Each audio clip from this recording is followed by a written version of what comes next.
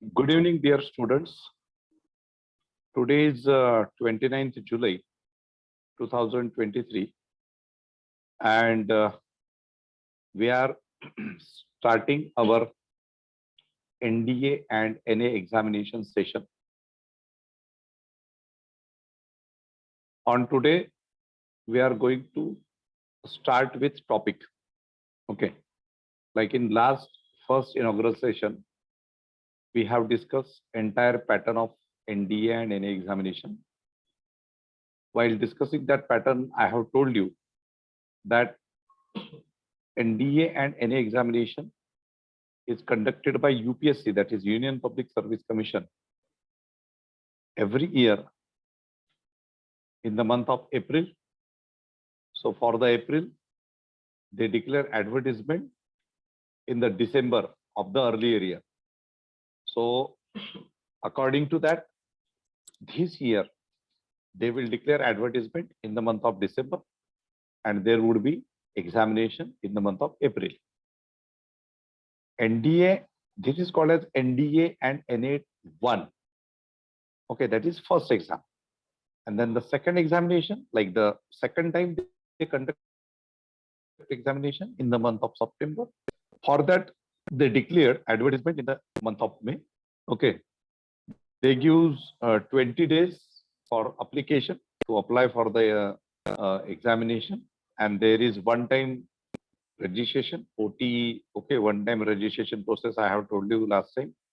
And any student who is appearing in 12th standard, okay, now you students are in 11th standard, few students are in 12th standards. So those who have appeared for 12th standard, so they can appear for this examination.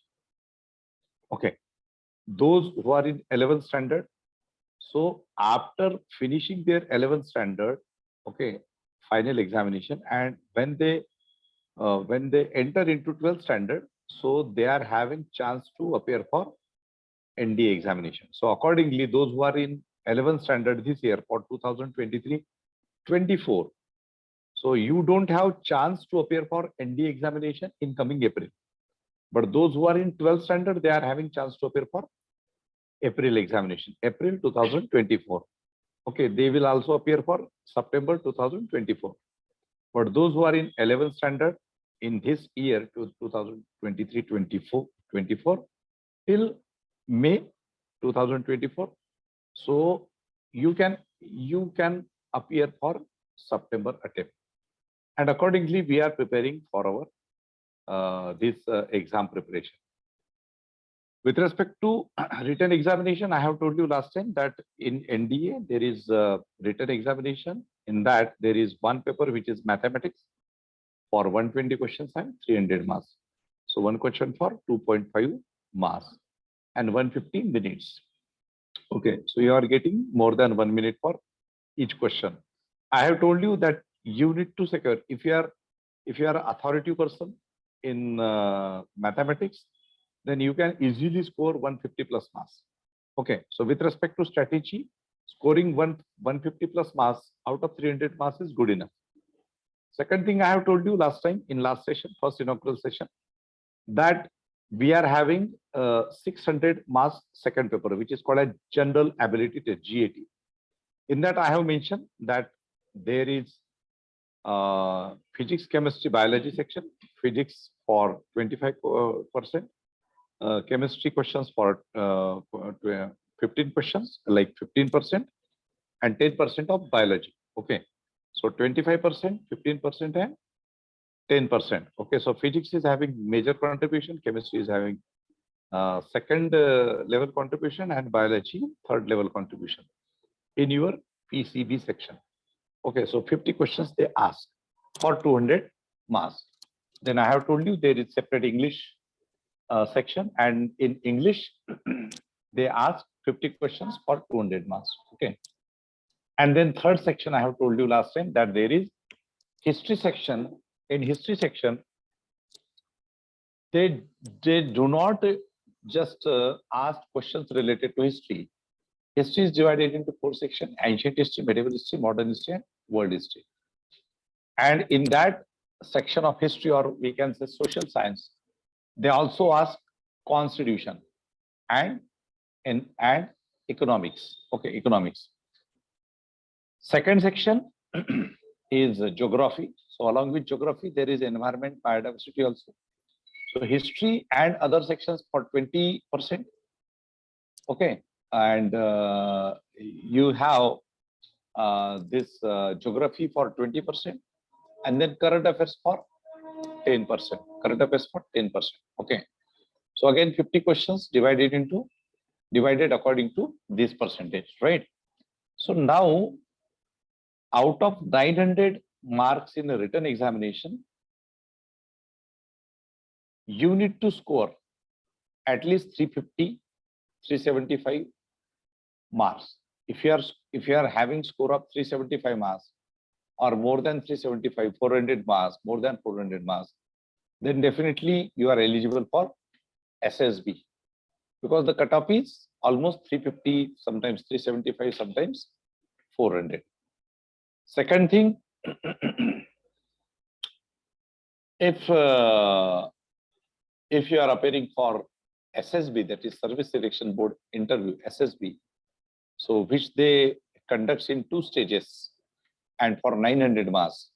Okay, so first stage is your officer's quality, they check. Okay, then picture perceptions, story writing, etc., etc. So there are like this happen for 4 days. Okay, at least 4 days. In fact, for 5 or 6 days also. So there are chances that if you are not well prepared for SSB, okay, if you haven't taken any major efforts to enrich your personality, to develop your personality, then you cannot expect your qualification through SSB stage, because SSB is not just a bookish stage. SSB demands something else related to your personality, related to your determination, related to focus, related to your confidence, related to your knowledge, related to your physical activity also. Okay, or physical, we can say activism. Okay. So collectively, there is a passing from 1800 marks. So 900 for written and 900 for SSB, right? And accordingly, out of 1800 marks, if you are securing 750 or 800 marks, 750 is also a big thing.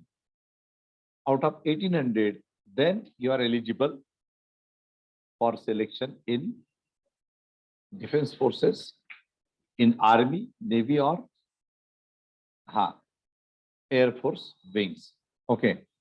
There is a training, I have told you, 3 years common training at Indian Military Academy, at Khadakwasla near Pune. Later on, those who got selected into Army, so they are having training at Indian Military Academy, Dehradun.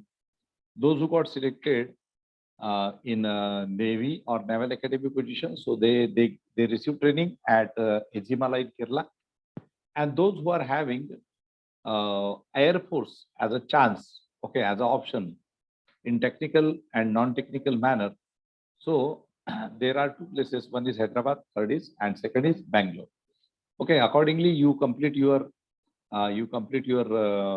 graduation and rest of the training at respective academies, and then you would start getting stipend worth rupees 50,000 plus, right? So this is a basic information which I shared to you in detail last time. Okay. Now in today's session, directly we are going for topic. Okay. So see, at our Sambodhi Career Academy, Thane, my job is to conduct sessions for general studies topic, which is for 200 marks. Okay, that is history. So in history, ancient, medieval, modern, geography, environment, biodiversity, current affairs, etc. So I will teach you that. Okay, for rest of the portions, there would be different faculties on time to time. But we are starting with this portion because this portion is an exhaustive portion. Okay, this portion is not as such easy. because whatever the syllabus given for this portion, okay, for 200 marks, for 200 marks and 50 questions. Okay, they are asking 50 questions. So last time when UPSC conducted this NDA examination first time for the girls, so that time whatever I taught my girls candidate, we didn't have much time, but we had only 15-20 days. Okay, and then I conducted 7-8 lectures. So out of those 7-8 lectures, UPSC asked almost 16 to 17 questions. Okay, that time. So I can ensure you that whatever I am teaching you, so that would definitely help you to qualify this examination at the prelims level and at the your SSB interview level also. Okay, so don't worry about that.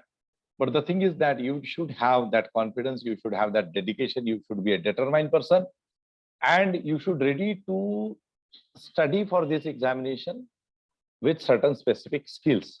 Okay, skills. So that is very important thing.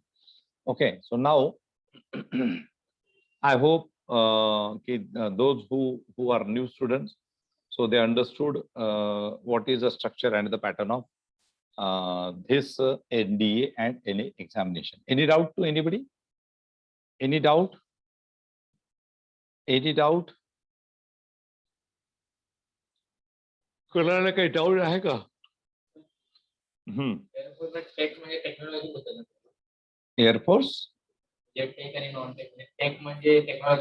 हाँ, take म्हणजे technology. Okay okay, Yugank, अभी मैंने जो कहा वो समझ में आया कि लास्ट टाइम में हमने जो डिस्कशन किया था उसके बारे में थोड़ा सा रिवाइज किया है. तो have you understood? Have understood whatever I have just now discussed? Because already we had 2 hours plus time seminar. So in that seminar I discussed everything. Okay. now we are moving forward. Okay, and the first important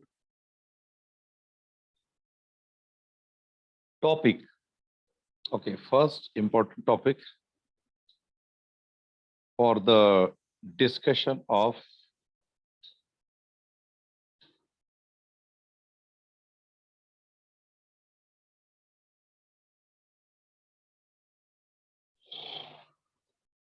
we are beginning with the most important topic for this examination, that is the Constitution of India.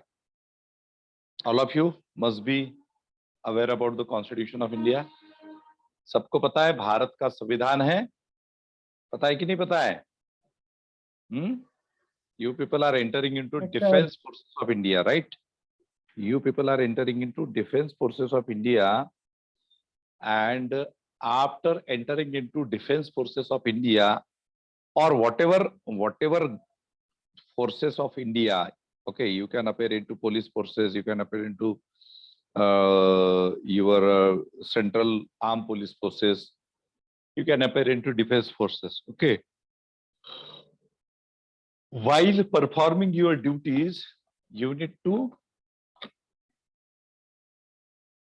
abide the laws, the rules of this country. You need to follow the rules, the regulation, laws of this country. And what is the source matter for the rules, the regulations, laws of this country?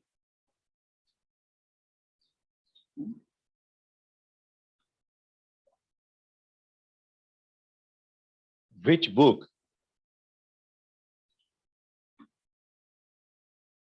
is a source matter?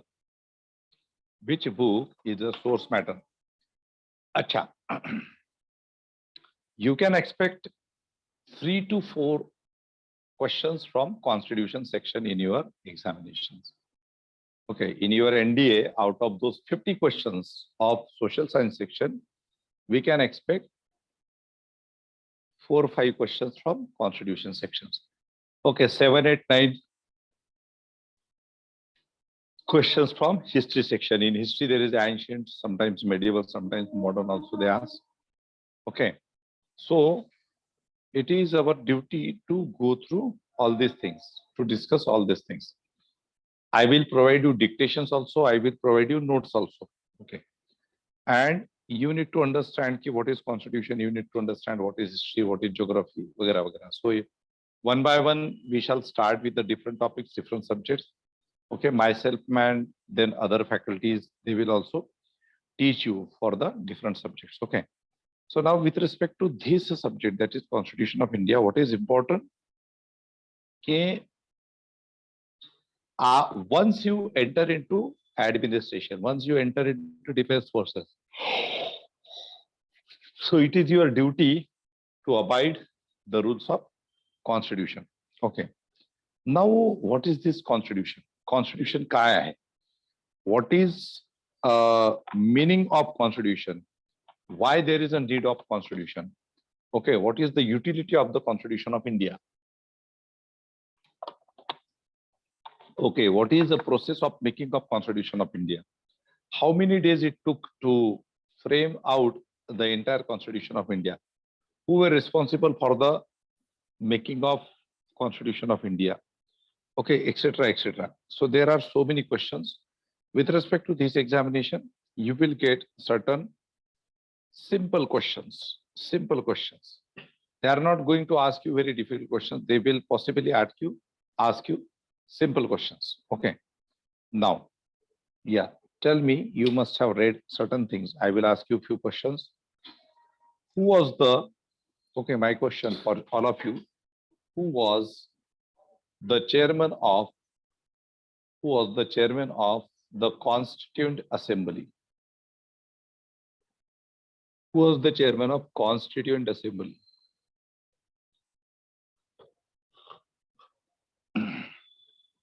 In your school, you must have celebrated 15th August, 26th January, right?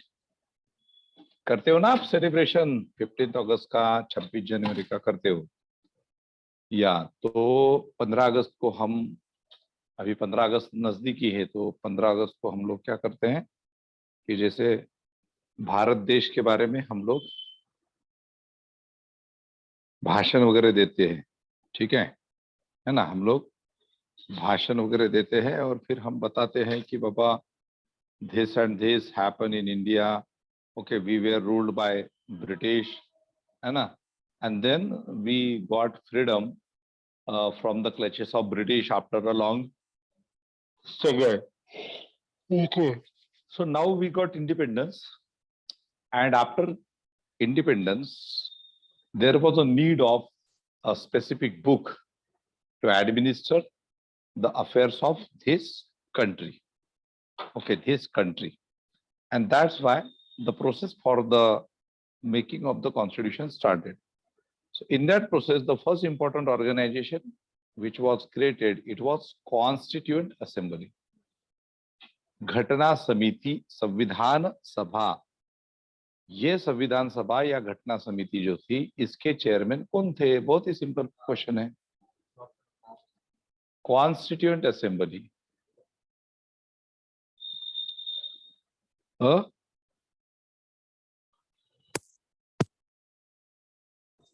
Simple question. Who was the chairperson of the Constituent Assembly और संविधान सभा और घटना समिति? No no no, संविधान सभा. आपने school में नहीं पढ़ा क्या?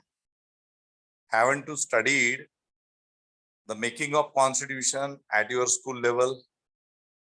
Up to 10, you must have studied this thing. So this is very basic thing. Constituent Assembly, संविधान सभा, संविधान समिति, घटना समिति.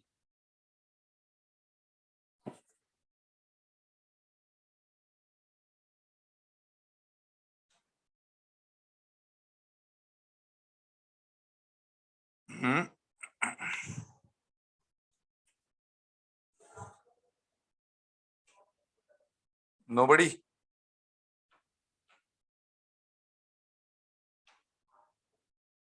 Acha, who was the chairman of drafting committee?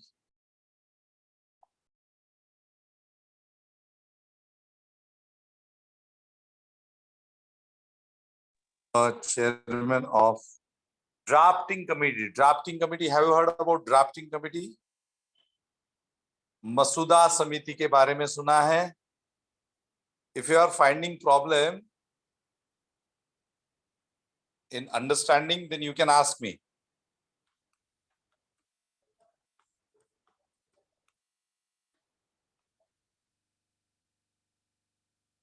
Drafting committee नहीं सुना है आपने? Yes, Anurag, who was the chairman of drafting committee? Sagar, who was the chairman of drafting committee of the Constitution of India? See, this is very surprising thing that you have studied, you have qualified your 10th examination. Okay, you are pursuing your 11th standard. Okay, few people are there in 12th standard. And if you don't know the drafting committee, the difference between the drafting committee and the Constituent Assembly, then there is a problem. Two committees were constituted. One was Constituent Assembly and another was drafting committee. So under the Constituent Assembly, there was a creation of drafting committee. Okay. So Constituent Assembly was constituted to frame the future Constitution of India under the chairmanship of Dr. Rajendra Prasad. And drafting committee was constituted to prepare a draft of the Constitution of India under the chairmanship of Dr. Babasaheb Ambedkar. So Dr. Babasaheb Ambedkar was a person who prepared entire draft of the Constitution and presented to Constituent Assembly. मसूदा समिति ने भारतीय संविधान का मसूदा तैयार किया. मसूदा कैसे तैयार हुआ वो अलग प्रोसेस है, और फिर उसको संविधान सभा के सामने पेश किया और फिर उसके ऊपर चर्चाएं हुई. ओके, उनके व्हाट हैपन, वोट हुए, डिबेट्स हुए, and then finally through a process of 2 years, 11 months and 17 days, 2 years, 11 months, 17 days. Okay. Finally, the Constitution got approved through the Constituent Assembly. Okay. Another question. On which date the Constitution of India is approved?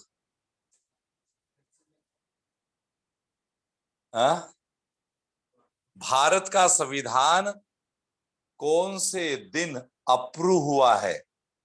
Adopted, enacted and gives to ourselves.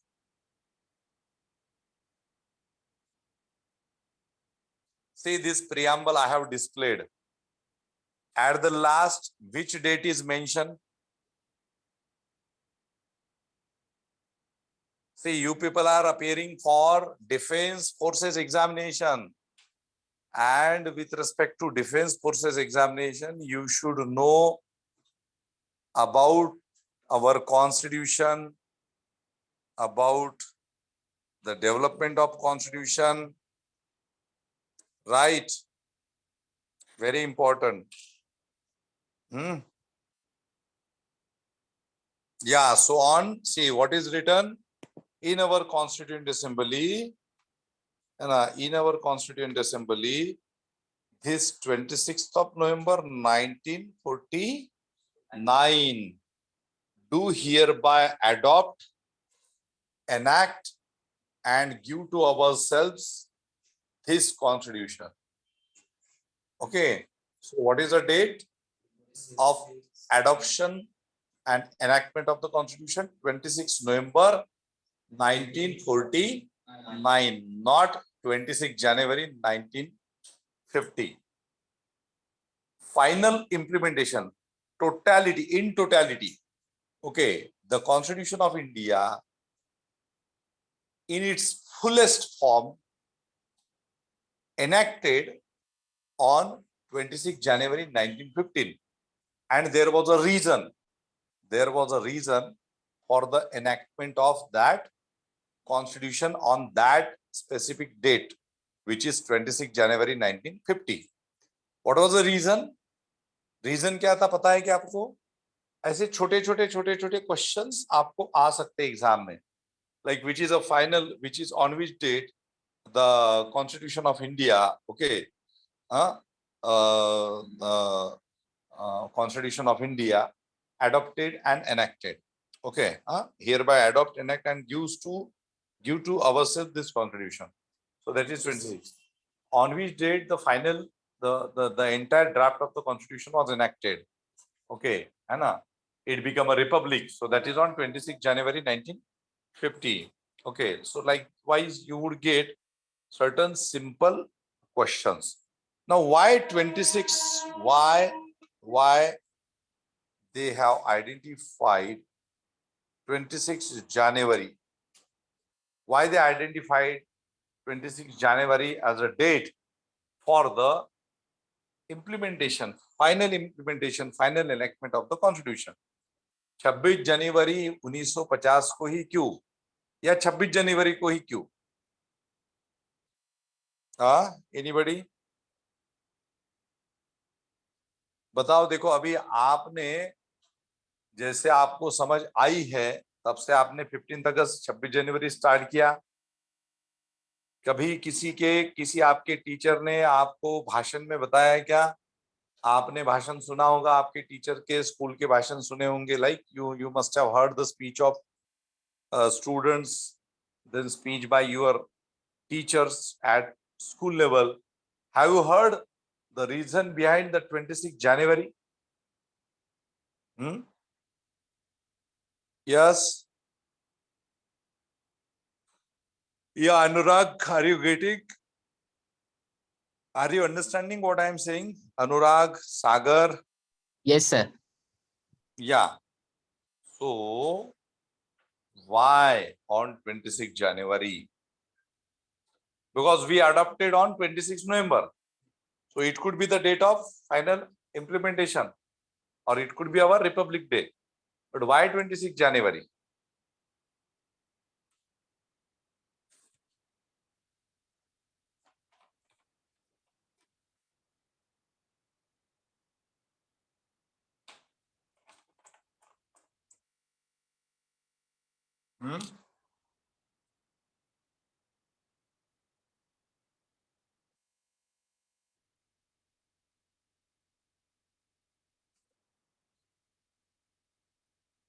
का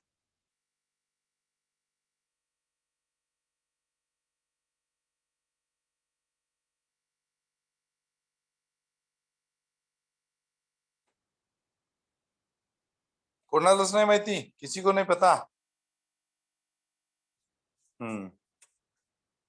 See, like for that 50 questions, if you want to, like, what is my target for you students, that out of 50 questions, and it will help mostly to the students from arts and the commerce background. It will definitely help to the science background students also, but mostly to the arts and the commerce background, because most of the time they, like arts commerce students, they don't have much authority on the science section or the math section. But if you are scoring 40 plus, okay, like 40 questions, if you put 40 questions of this section correct, so what is the possibility? You can have a score of 150 plus marks. 150 plus marks, बरोबर?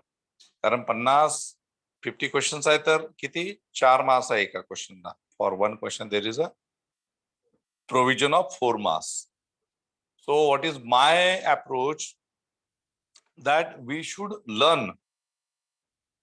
Okay, we should have a good idea about this general awareness section, general studies section, and at all India level, nobody will teach you this section.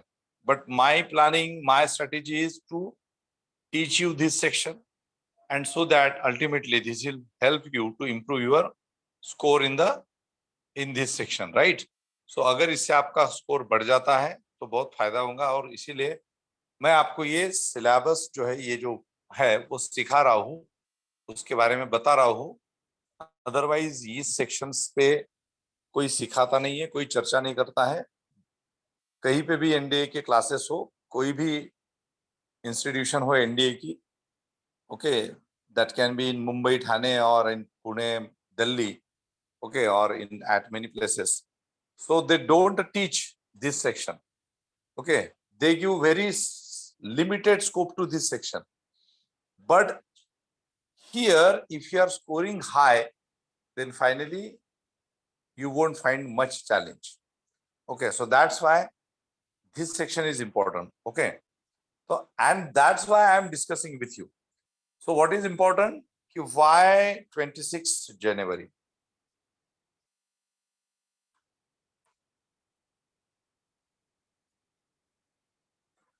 Yeah, so with respect to 26 January, on 26 January 1930,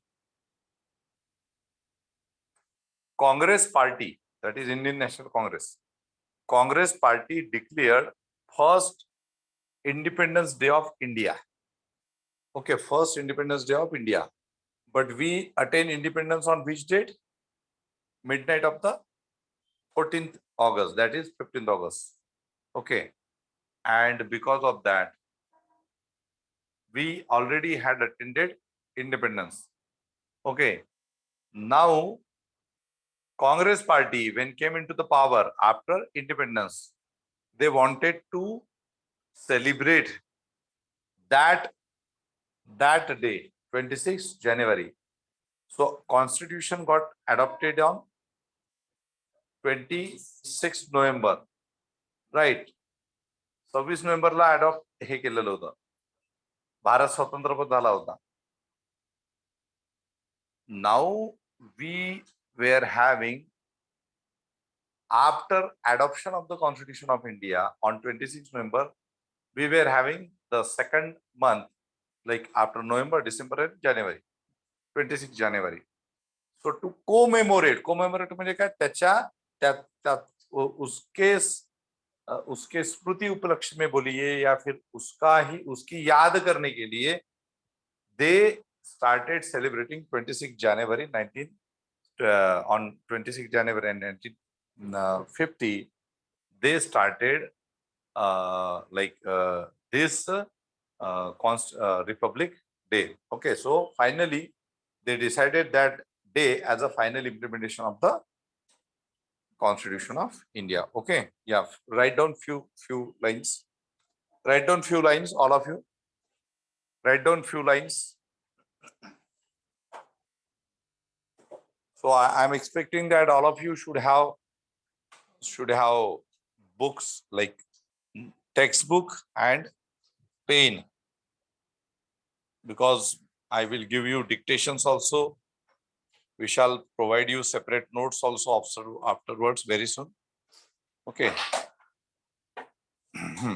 And then we shall discuss the preamble. Okay, what is the meaning of preamble? Okay, yeah, write down first.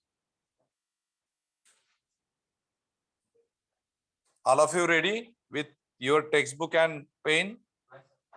All of you? Yes, sir. सभी लोग ready हैं? चलो ठीक है, just a minute, एक आधा minute.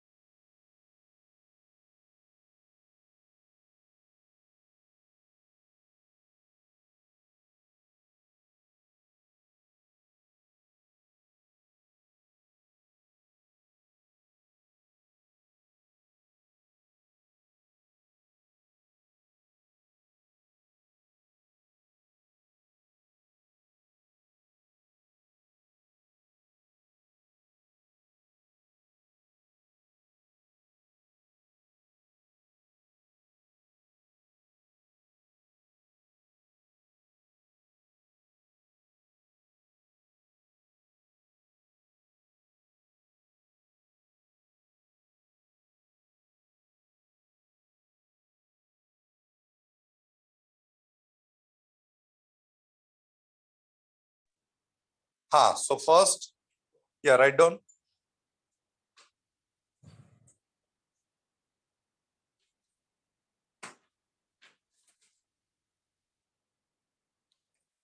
Write down making of constitution. The topic is making of constitution.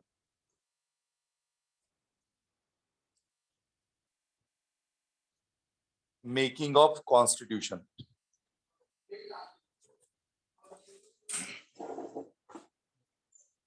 Okay.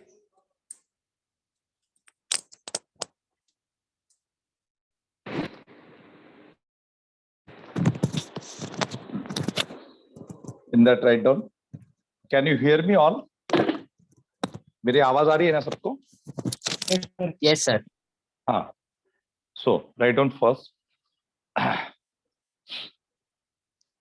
Constitution. Constitution is a law book. Constitution is a law book of a country. Constitution is a law book of a country.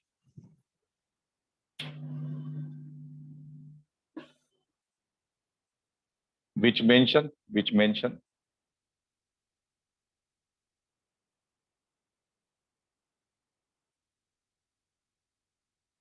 different rules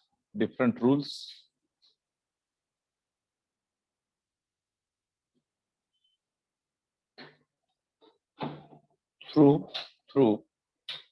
different rules through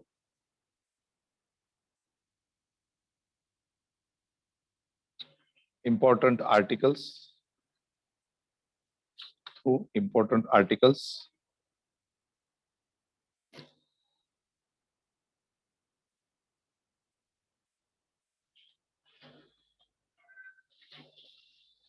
stop with respect to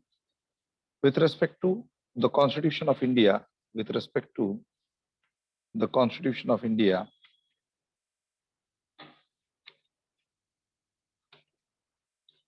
with respect to the Constitution of India,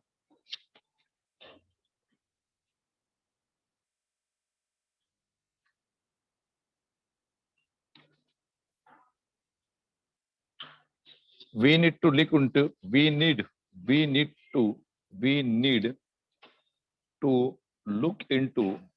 we need to look into historical development. We need to look into historical development.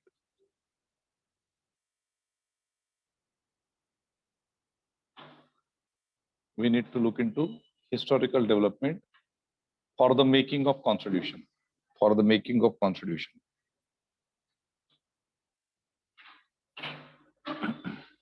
Full stop.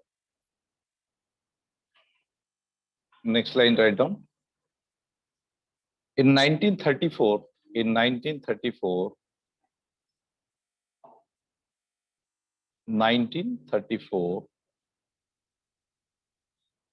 okay, in 1934, the idea of Constituent Assembly, you can get this question in examination.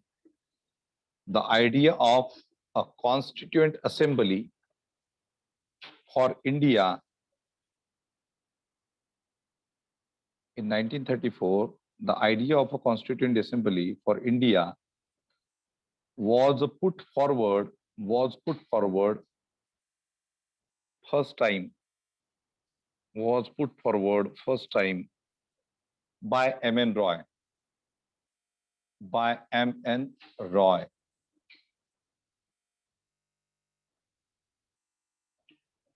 M.N. Roy. M.N. Roy. Manvendranath Roy. M.N. Roy. That is Manvendranath Roy. M.N. Roy. Okay. In reality,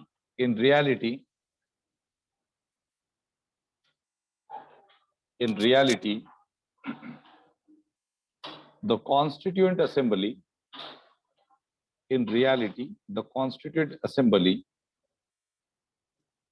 was constituted. In reality, the Constituent Assembly was constituted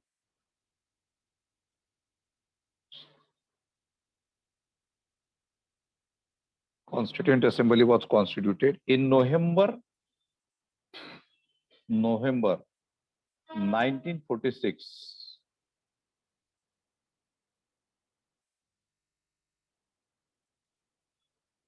under the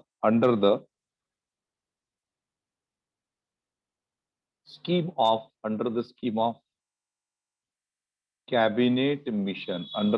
of cabinet mission, So you would get a question if you get a question, the Constituent Assembly is formulated or constituted in which year?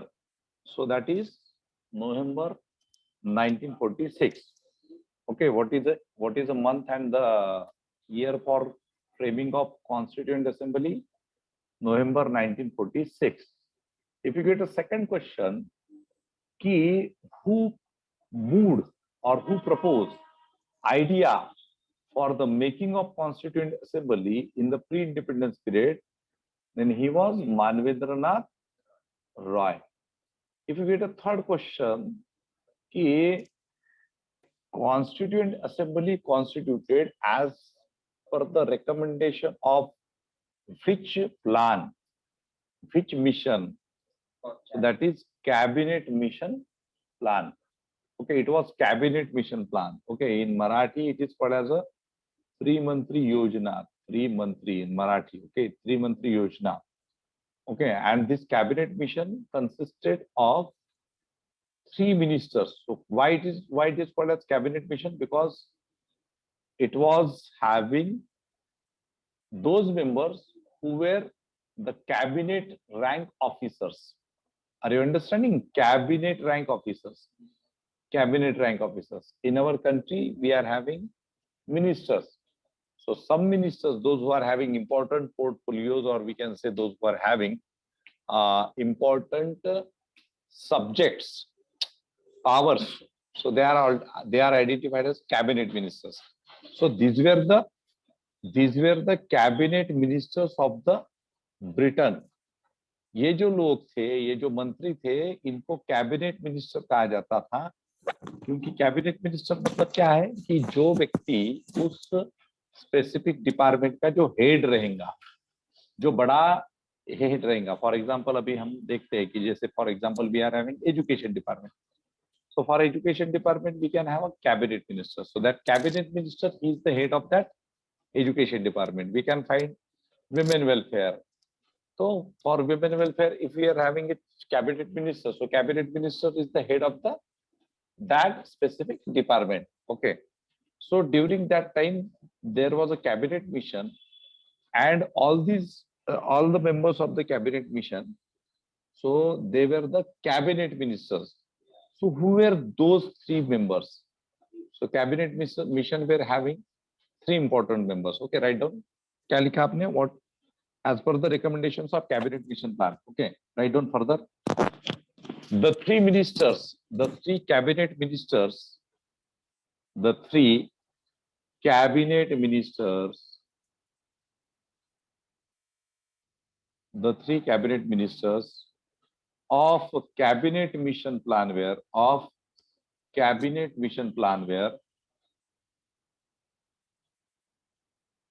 Sir Strafford Cripps, second, Sir Patrick Lawrence, now this is again important with respect to history also, so you can get this question in history section. Okay, Sir Patrick Lawrence and Sir A.V. Alexander. A.V. Alexander. Okay. So in examination, you would definitely get questions like this. Okay, you would definitely get questions like this. You would get question related to cabinet mission. You would get question related to the members of the cabinet mission. So what would be the answer of members of cabinet mission? Sir Patrick Lawrence, Sir Stafford Cripps, Sir A.V. Alexander. Okay, हाँ, तो ये बिल्कुल ध्यान में रखना है. इसको आपको समझ उमझ के थोड़ा सा इसको ध्यान में रखना है, समझ उमझ के. Okay, you should not mug up the things, क्योंकि मगअप करोगे तो भूल जाओगे. तो थोड़ा सा समझ के कि बाबा कैबिनेट मिशन था, 3 लोग थे. कैबिनेट मिशन मतलब क्या कि कैबिनेट रैंक के मिनिस्टर्स थे. कैबिनेट रैंक मतलब क्या? जो हाईएस्ट रहती है, मतलब उस डिपार्टमेंट का जो हाईएस्ट मंत्री रहता है, he is called as a cabinet minister. जैसे for example, I am just telling you one very simple question which is a general knowledge. हमारे राज्य में you must have heard COM, that is Council of Minister. Okay, so now consider this as a circle, big circle. This circle is of Council of Minister. Within this Council of Minister, there are cabinet ministers. There are cabinet ministers. Okay, and there are deputy ministers. Okay, sorry, minister of state. Okay, there are cabinet ministers, and then there are minister of states. Okay, minister of states, and if possible, there are deputy ministers. There are deputy ministers.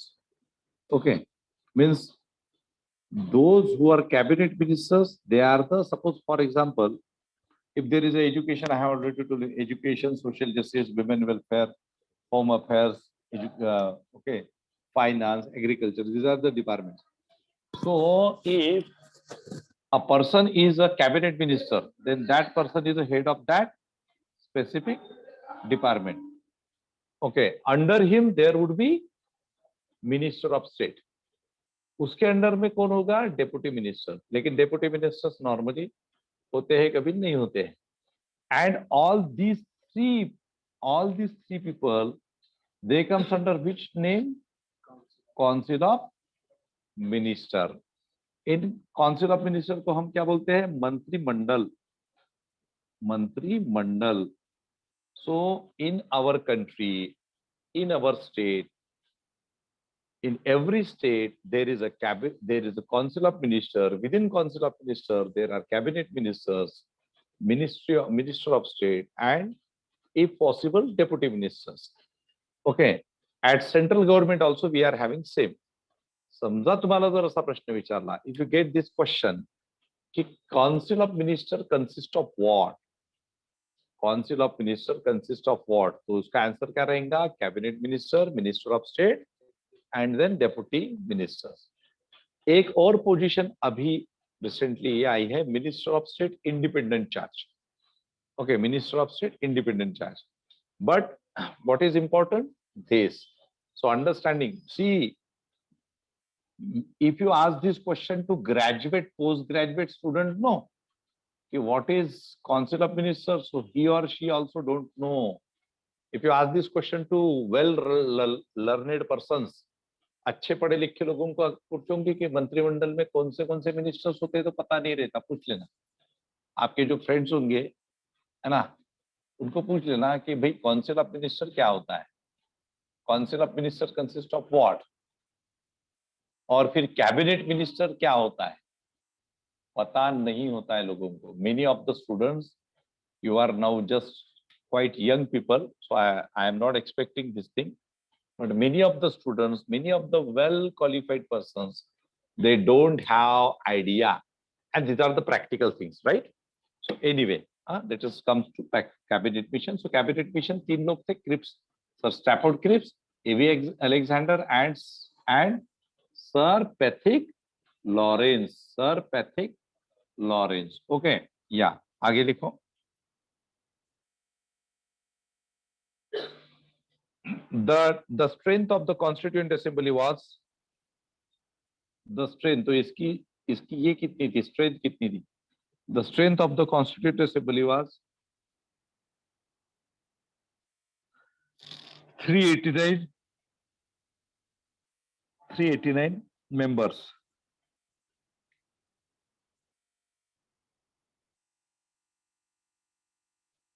389 members, out of which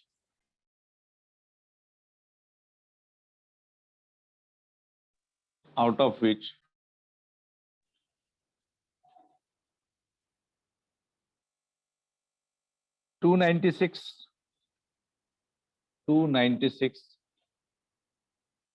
seats were out of which 296 seats were allotted to British India,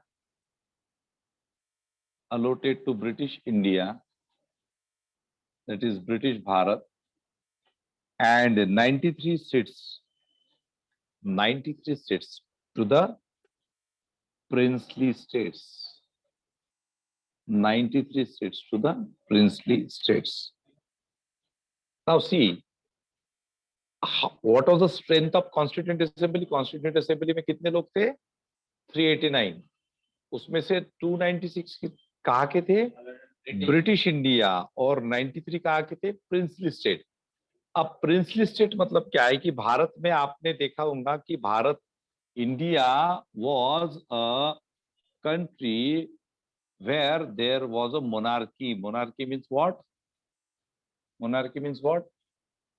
राजा लोग थे ना भारत में, राजा लोग थे.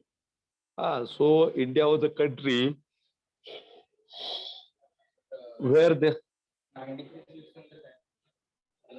there were 389 seats, out of which 296 were to British India and 93 seats to princely states. So princely states मतलब ऐसे थे कि जो ये राजा महाराजाओं वाले जो स्टेट्स थे उनके कितने लोग? 93. और जो ब्रिटिश इंडिया मतलब क्या कि जो ब्रिटिशों के अंडर में जो भारत था वहां का जो रिप्रेजेंटेशन था वो कितना था? 296. So if you get a question कि what was the representation of British India and what was the representation of princely states, so you should know these numbers. Okay, so the total were 389. Out of 389, 296 were for British India and 93 for the princely states. Okay, princely state. Then write down next line. So देखो constituent assembly कब form हुई? नवंबर 1946 में. In November 1946. Now write down. Okay. The working of Constituent Assembly. The working of Constituent Assembly. The working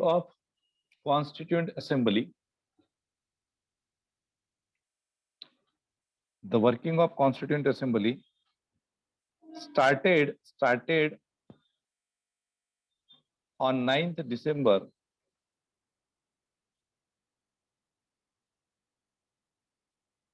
The working of Constituent Assembly started on 9th December 1946. 9th December 1946. With its first meeting.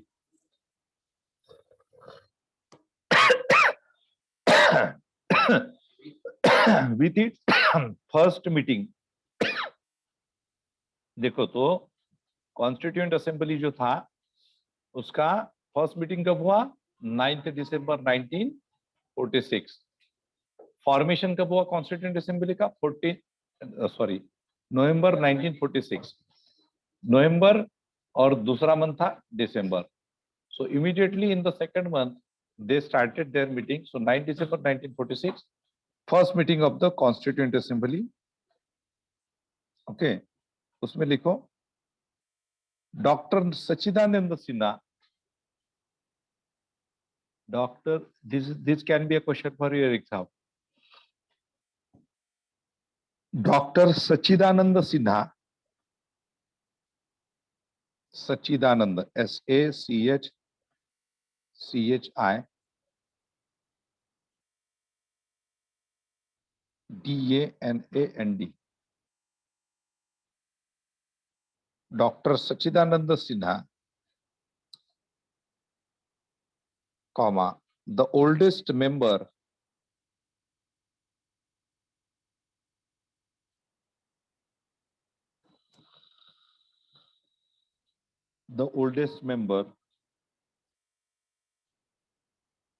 was elected as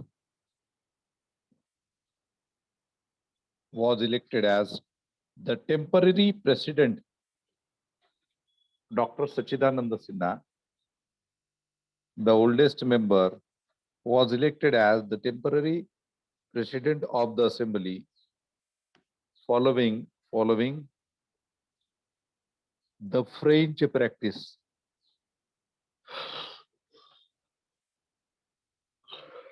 Following the French practice. So see, on 9 December 1946, there was a first meeting. In that first meeting, the oldest member of the assembly, his name was Dr. Sachidananda Sinha. He was the oldest member, he was the oldest member. म्हणजे सगळ्यात म्हातारे व्यक्ती होते ते. He was the oldest member and he was elected as the temporary president of the Constituent Assembly. Temporary म्हणजे तात्पुरतं. Okay.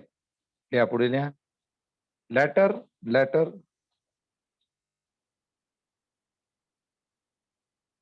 on 11 December 1946, later on 11th December 1946, Dr. Rajendra Prasad, later on 11 December 1946. So 9 December 1946, this is first. Okay, then 11 December 1946, Dr. Rajendra Prasad elected as temporary president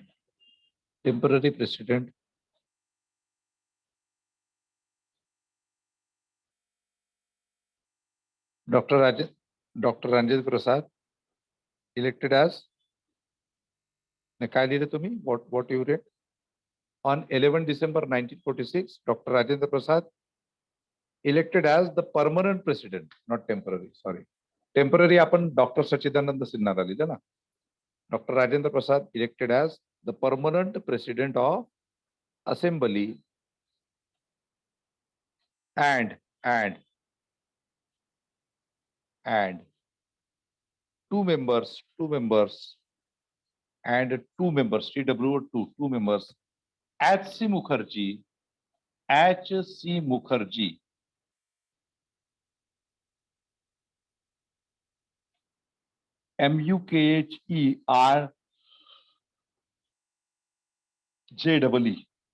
okay, Mukherjee. So Mukherjee, Mukherjee,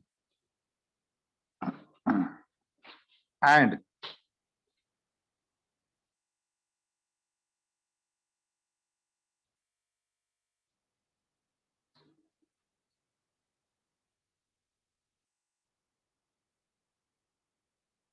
काय लिहिलं?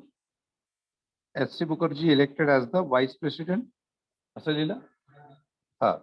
And H.C. Mukherjee elected as the vice president of the assembly.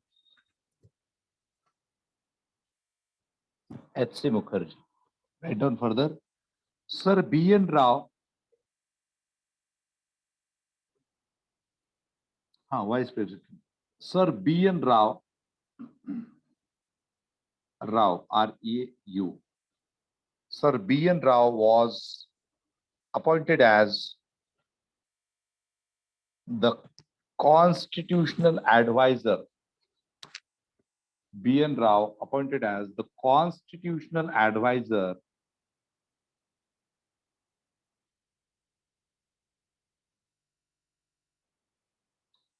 संविधान सभेचे सल्लागार. Okay, संविधान सभा के सल्लागार. B.N. Rao appointed as the constitutional advisor to the assembly. Next, write down on 13th December 1946. So these are some factual information. This factual information is important. On 13th December 1946,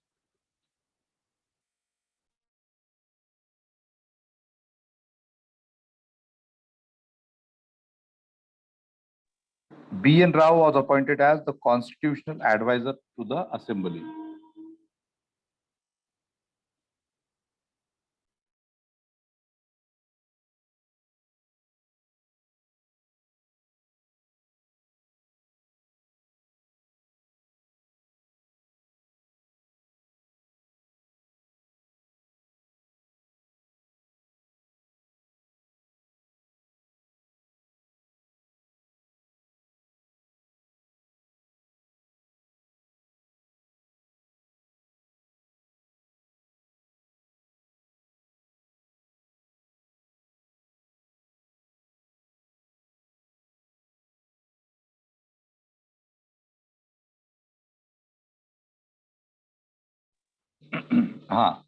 So see once again what we have written 9 December 1946. There was first meeting of Constituent Assembly. Okay, first meeting 9 December 1946. First meeting of the Constituent Assembly, and who was the chairperson? Dr. Sachidananda Sinha. Okay, and Dr. Sachidananda Sinha was the oldest member of the Okay, that it's our oldest member होते. And because of that, since he was the oldest, म्हणजे म्हातारे व्यक्ती होते, since he was the oldest, so he got elected as the temporary president of the Constituent Assembly. संविधान सभा जो था, उस संविधान सभा के पहले टेम्पररी मतलब जस्ट कुछ दिनों के लिए जो अध्यक्ष थे वो थे doctor Sachchidanand Sinha. Okay. Second thing, on 11th December, there was a second meeting of the Constituent Assembly. On 11th December, permanent president of the Constituent Assembly was Dr. Rajendra Prasad. So Dr. Rajendra Prasad elected as the permanent president of the Constituent Assembly within 2 days, means in next 2 days, that is on 11th December. And along with Dr. Rajendra Prasad, there was H.C. Mukherjee. He got elected as a vice president of the Constituent Assembly. So sometimes, see, you must be knowing Dr. Rajendra Prasad, but have you heard earlier the name of H.C. Mukherjee? You must not have heard. So अगर आपको पूछा गया कि जो भारत की संविधान सभा थी, उस संविधान सभा के उपाध्यक्ष कौन थे? राजेंद्र प्रसाद तो पता था आपको कि Rajendra Prasad was the chairperson, but आपको H.C. मुखर्जी नहीं पता है, तो आपका आंसर गलत हो सकता है ना? आप कुछ भी लिख देंगे. You need to know this fact also कि H.C. Mukherjee was the vice president of the Constituent Assembly and he was elected on 11th December. Okay. फिर उसके बाद B.N. राव थे. B.N. राव, ये क्वेश्चन भी काफी बार आ चुका है. So B.N. Rao was the advisor, सल्लागार थे किसके? Constituent Assembly के. So first president of the Constituent Assembly, that is temporary, Dr. Sachidananda Sinha. B.N. Rao was the advisor. Rajendra Prasad was the first president, permanent president, and H.C. Mukherjee was the vice president. यहाँ तक के ध्यान में आ रहा है आप लोगों को? All of you? Hello, all of you? Yes, sir. Okay. हाँ. Okay. So basically,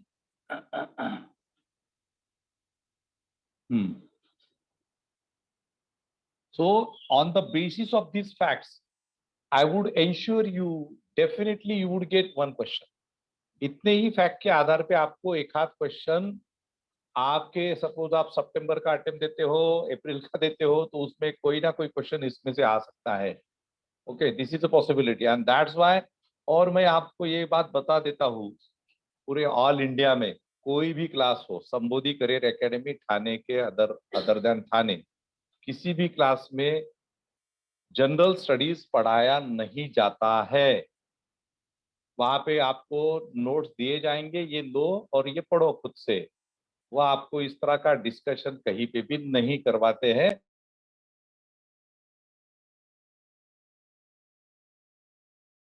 time pass करने के बाद, इधर उधर कोचिंग ज्वाइन करने के बाद लोग आते हैं, तो मैं उनको जब पूछता हूँ ये पढ़ाया है क्या, ये तुम्हें पता है क्या, तो उन्हें जनरल स्टडीज का कुछ भी नहीं पता होता है.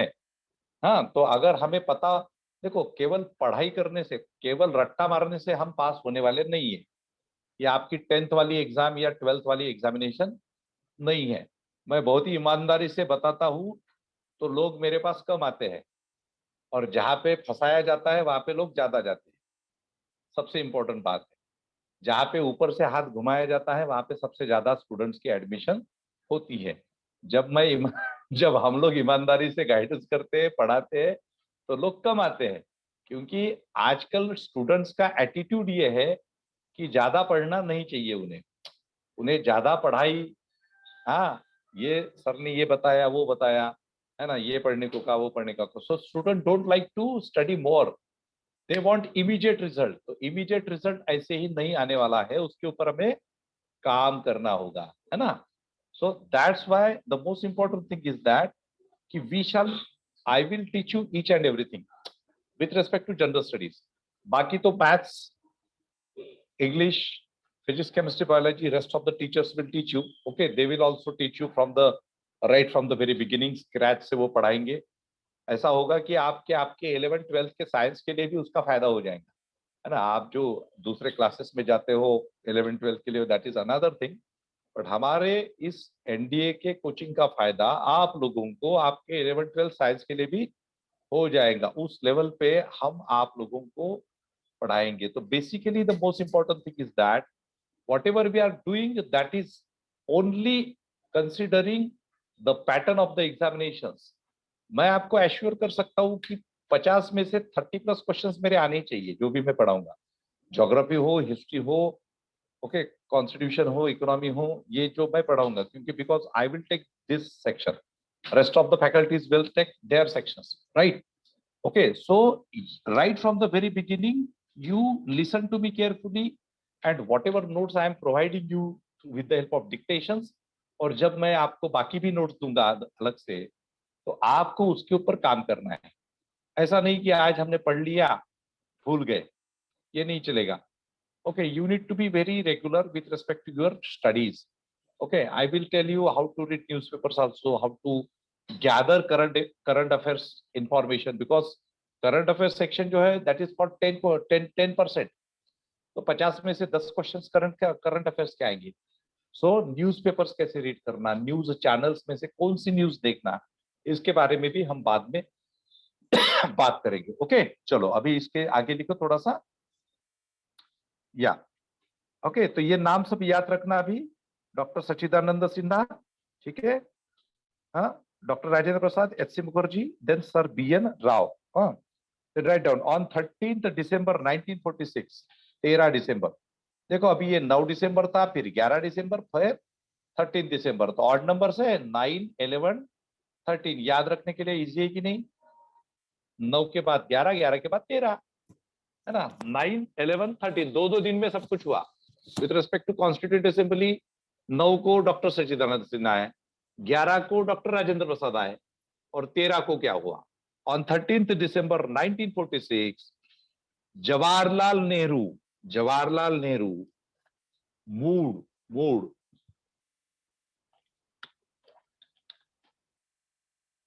The objective resolution in the assembly. Jawaharlal Nehru means अपने the first prime minister of India. Jawaharlal Nehru moved the objective resolution in the assembly. It laid down objective resolution, objective, कि बाबा भारत के संविधान के ऑब्जेक्टिव्स क्या रहेंगे, है ना। Objective resolution in the assembly. It laid down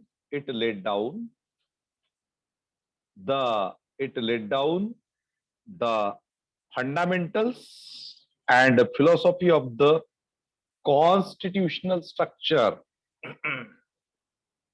It laid down the fundamentals and philosophy of the constitutional structure.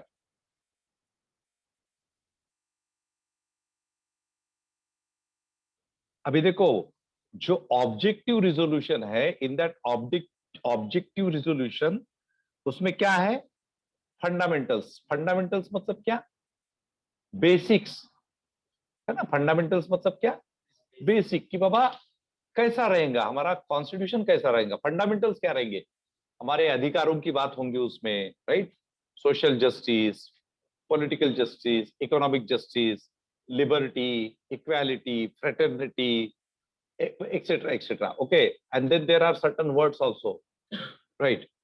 So fundamentals and philosophy. Philosophy, what do you mean by philosophy? Philosophy क्या होता है? Philosophy का literal meaning Hindi या मराठी में आप लोग क्या करते हो? फिलोसॉफी मतलब तत्वज्ञान. In Marathi we call as a तत्वज्ञान. तत्वज्ञान means what is a philosophy in your life. मतलब आप कौन से वैल्यूज को फॉलो करते हो. वैल्यूज बताए ना, you must be knowing moral values, ethical values, है ना. एथिक्स होना चाहिए, सच बोलना चाहिए, झूठ नहीं बोलना चाहिए. This need to be a philosophy of your life, है ना. आपको आपके, पता नहीं आपके घर में बताते हैं कि नहीं लोग, लेकिन आपके घर में शुरुआत से बताते हैं, हाँ बाबा किसी से झगड़ा मत करना, है ना. शेयरिंग इज केयरिंग वाली फंडामेंटल बताते हैं आपको, शेयरिंग इज केयरिंग, राइट. कि बाबा अपने पास 2 रोटी है तो उसमें से आधी रोटी किसी फ्रेंड को शेयर करो, अगर किसी ने टिफिन नहीं लाया तो उसको शेयर करो. तो क्या हो गया उसका, केयरिंग हो गया. So caring means what, you are cooperating him, and he will also have affection with you. He or she will also help you in your bad times or in your need. Friend, है ना, वो कहावत है ना कि बाबा जब जरूरत होती है तभी लोगों को हेल्प करनी चाहिए, है ना. अगर जरूरत में आपको कोई हेल्प नहीं करता है तो फिर वो आपका फ्रेंड नहीं है. सो आपकी फिलॉसफी मतलब हमारे जीवन की जो फिलॉसफी होती है, वैसे ही भारतीय संविधान की एक फिलॉसफी है. भारतीय संविधान की फिलॉसफी क्या है? Sovereign, socialist, secular, democratic, Republic, justice, liberty, equality, fraternity, है ना. हाँ, freedom of speech, expression, belief, faith, worship, ये जो वर्ड्स है भारतीय संविधान में जिसके बारे में हम बात करेंगे. सो दैट इज अ फिलोसॉफी. मतलब क्या है कि जस्टिस मिलना चाहिए, लोगों को न्याय मिलना चाहिए. तो न्याय क्या है? तत्वज्ञान है. न्याय क्या है? तत्वज्ञान. महिलाओं को न्याय मिलना चाहिए, जो बच्चे हैं उनको न्याय मिलना चाहिए, जो जो गरीब है उनको न्याय मिलना चाहिए, है ना, जो पिछड़े हैं उनको न्याय मिलना चाहिए. सो लाइकवाइज, है ना, जो जो जो फार्मर्स है उनको न्याय मिलना चाहिए, जो लेबर्स है उनको न्याय मिलना चाहिए. सो जस्टिस, दैट इज न्याय की philosophy. So philosophy of the constitution. So likewise बंधुत्व होना, brotherhood, okay, fraternity, that is the philosophy of constitution. So this constitution, like in these objective resolutions which was proposed on 13th December 1946 by Jawaharlal Nehru, so it consists of what? Fundamentals and philosophy of the constitutional structure. संविधान का जो रचना है, संविधान की जो future की रचना रहेगी, उसमें क्या रहेगा? फंडामेंटल्स रहेंगे और फिलोसफी रहेगी. ठीक है. And if you get a question, this is again a regular question. Who proposed the preamble or the objective resolution of the Constitution? What is the answer? Jawaharlal Nehru. Who proposed the fundamentals? Who proposed a constitutional structure which consists of the fundamentals and the philosophy of the Constitution? So Jawaharlal Nehru, Pandit Jawaharlal Nehru. On which date? 13th December 1946. 13th December 1946. So you would get question related to this also, है ना. तो हमें question ये भी आएगा कि किसने propose किया. आपको ये भी क्वेश्चन आ सकता है कि प्रियम्बल लिखी किसने लिखी? जवाहरलाल नेहरू, है ना. Who propose? जवाहरलाल नेहरू, है ना. Who what you can say, मतलब उसको क्या रचना किसने किया, ऐसा भी क्वेश्चन आ सकता है. तो so that is by Jawaharlal Nehru. Okay, so this is very important. Then finally write down this resolution. This resolution was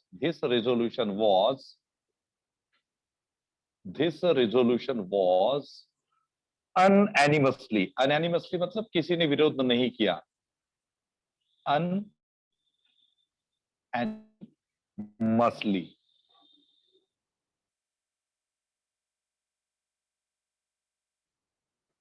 Adopted by assembly, adopted by assembly, that is by constituent assembly, adopted by assembly on 22nd January 1947. मतलब हमें स्वतंत्रता मिलने से पहले, है ना? This resolution, तो ये जो प्रियम्बल है उसका जो रिजोल्यूशन मतलब क्या, रिजोल्यूशन पास करना मतलब क्या, उसको एक्सेप्ट करना, ठहराव बोलते ना हम in Marathi, we called as a ठहराव, है ना, उसको एक्सेप्ट करना. So this resolution was unanimously adopted by the assembly, that is by constituent assembly, on 22nd January 1947. Its modified version, write down further, its modified version forms, its modified version forms, its modified version forms the preamble of the present constitution. Its modified version form the preamble of the present constitution. So आज का भारत का जो हमारा संविधान है और भारत के संविधान की जो प्रियम्बल है, वो प्रियम्बल मतलब क्या है, ऑब्जेक्टिव रिजोल्यूशन. और वो ऑब्जेक्टिव रिजोल्यूशन प्रपोज कब किया था, 13 दिसंबर 1946 को जवाहरलाल नेहरू ने. उस ऑब्जेक्टिव रिजोल्यूशन को एक्सेप्ट किया था कॉन्स्टिट्यूएंट असेंबली ने, कोई भी विरोध ना करते हुए, दैट इज अनएनिमसली, ऑन 22 जनवरी 1947, है ना. तो देखो दिसंबर 1946 में ये हुआ और जनवरी 1947 में, मतलब 13 दिसंबर से 13 जनवरी, है ना. और 13 जनवरी और फिर कितना दिन हो गए, फिर 9 डेज. सो 13 प्लस 9 कितने दिन, 13, 13 प्लस 9 22 डेज ना. सो 22 डेज, सो 22 डेज में ही इसको एक्सेप्ट किया गया, है ना. 22 डेज में ही इसको एक्सेप्ट किया गया. Okay, so this is very important thing. Okay, so if you get questions related to the development with respect to the Constitution of India, so these are very important facts. Okay, now write down write down few other things.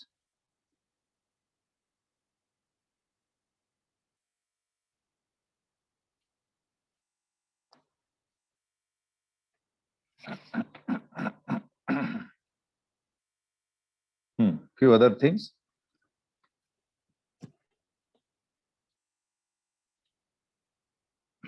The Constituent Assembly, the Constituent Assembly,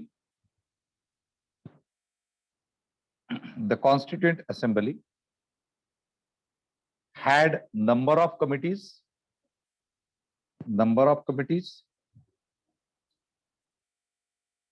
8 were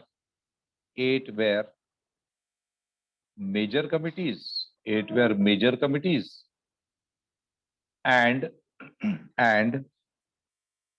others were minor committees. Others were minor committees. So Constituent Assembly में, घटना समिति में 8 committee थी, तो 8 जो committee थी वो major committees थी. मेजर मतलब क्या, बड़ी, और माइनर मतलब क्या, छोटी छोटी, और बाकी की कुछ उसमें छोटी छोटी कमिटीज थी. तो कुछ मैं मेजर कमिटीज आपको बता देता हूं जिसके ऊपर आपको पॉसिबली क्वेश्चंस आ सकते हैं. Okay, write down the major committees and its head. Okay, write down one thing, that is one side major committees and another side its head. The first, write down Union Powers Committee. Union Powers Committee. Union Powers Committee. So who was the chairperson of Union Powers Committee? Jawaharlal Nehru. Okay, Union Powers Committee. Who was the chairperson? Jawaharlal Nehru. Okay, then Union Constitution Committee. देखो इसके हर एक के subject अलग अलग थे. पहला है union powers, मतलब यूनियन के पावर्स. जो यूनियन है, यूनियन जो है संघ है ना. Okay, so union powers committee Jawaharlal Nehru. Union constitution committee Jawaharlal Nehru है ना. Union powers committee Jawaharlal Nehru, union constitution committee Jawaharlal Nehru. Then provincial constitution committee,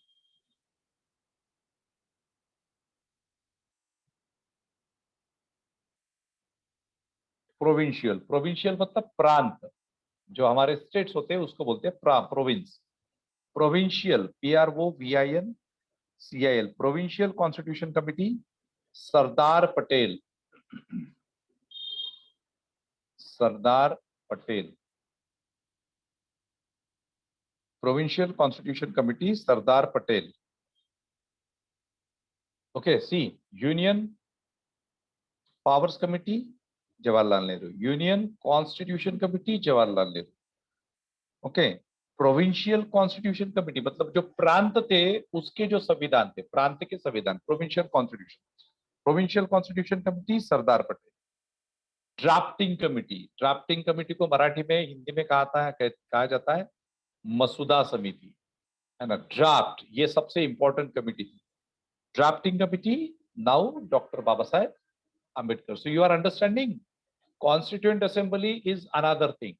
under the constituent assembly घटना समिति में अलग अलग समितियां थी. उसमें से एक जो महत्वपूर्ण समिति थी उसे कहा गया ड्राफ्टिंग कमिटी, जिसके चेयरपर्सन डॉक्टर बाबा साहब आंबेडकर थे. Okay, so drafting committee doctor BR Ambedkar, Baba Saheb Ambedkar. Then advisory committee on fundamental rights. सभी लोगों को समझ में आ रहा है ऑनलाइन में? यस, ऑनलाइन में जो लोग हैं, अभी क्लास में तो ये लोग हैं. Yes sir. हाँ, ऑनलाइन में जो लोग हैं समझ में आ रहा है? हाँ, ओके. All of you? हाँ, यस, समझ में आ रहा है. युगांक, यस सागर, सर. अनुराग, या हाँ, समझ में आ रहा है ना? या ऑल ऑफ यू? या so if you get any problem in understanding, so Vishal, we are discussing constitution, first topic of this NDA batch. Okay, Constitution of India, and in constitution we are taking making of constitution. Okay. Yeah, so in that, write down Advisory Committee on Fundamental Rights and Minorities. Advisory Committee on Fundamental Rights. Fundamental Rights मतलब मूलभूत अधिकार. Advisory Committee on Fundamental Rights and Minorities. So the chairperson was Sardar Patel. You must be knowing Sardar Patel, right? Sardar Patel.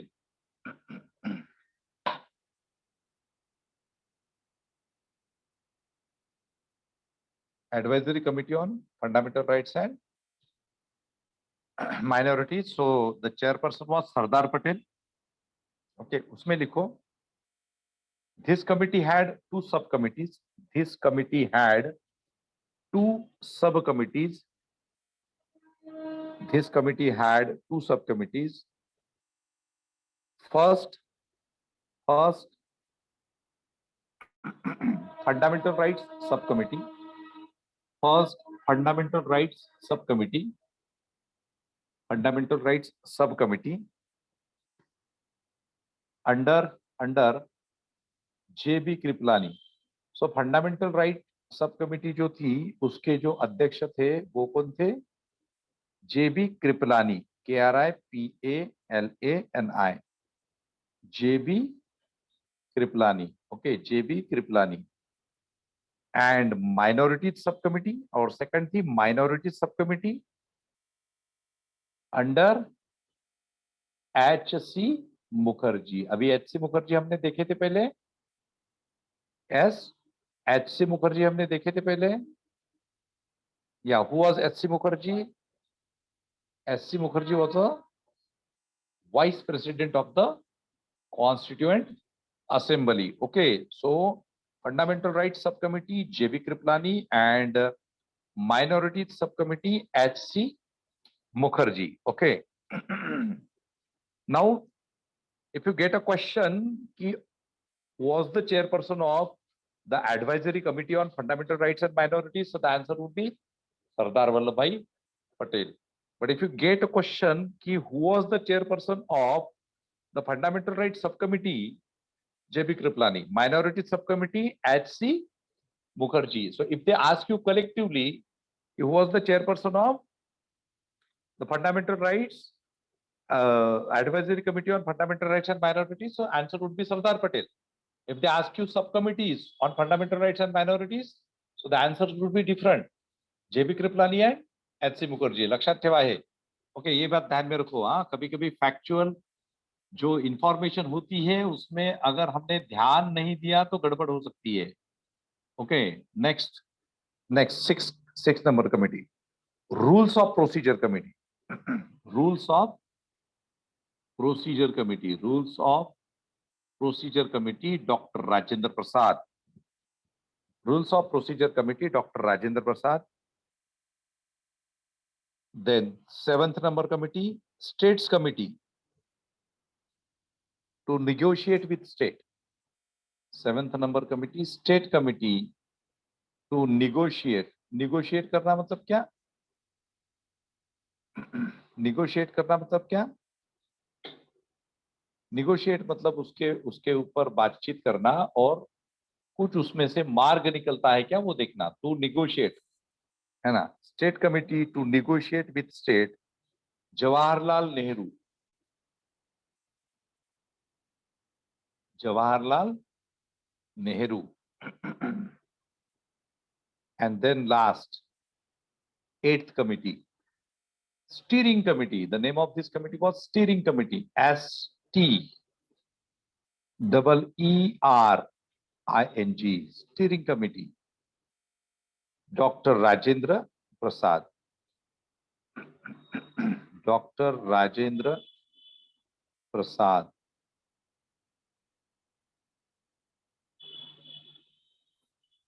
Dr. Rajendra Prasad, steering committee, STEERING, steering committee, Dr. Rajendra Prasad.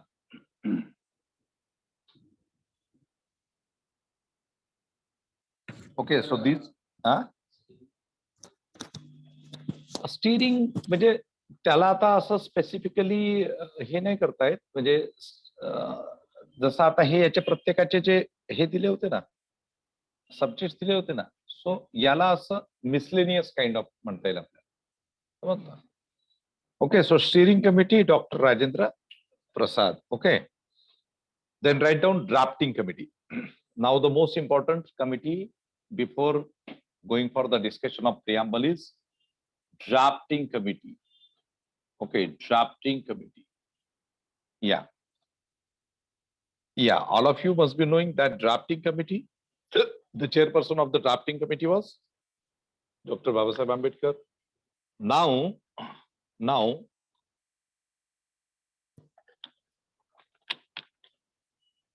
drafting committee was having total 7 members, including Dr. Babasaheb Ambedkar. So sometimes they may ask you question related to the members of the drafting committee.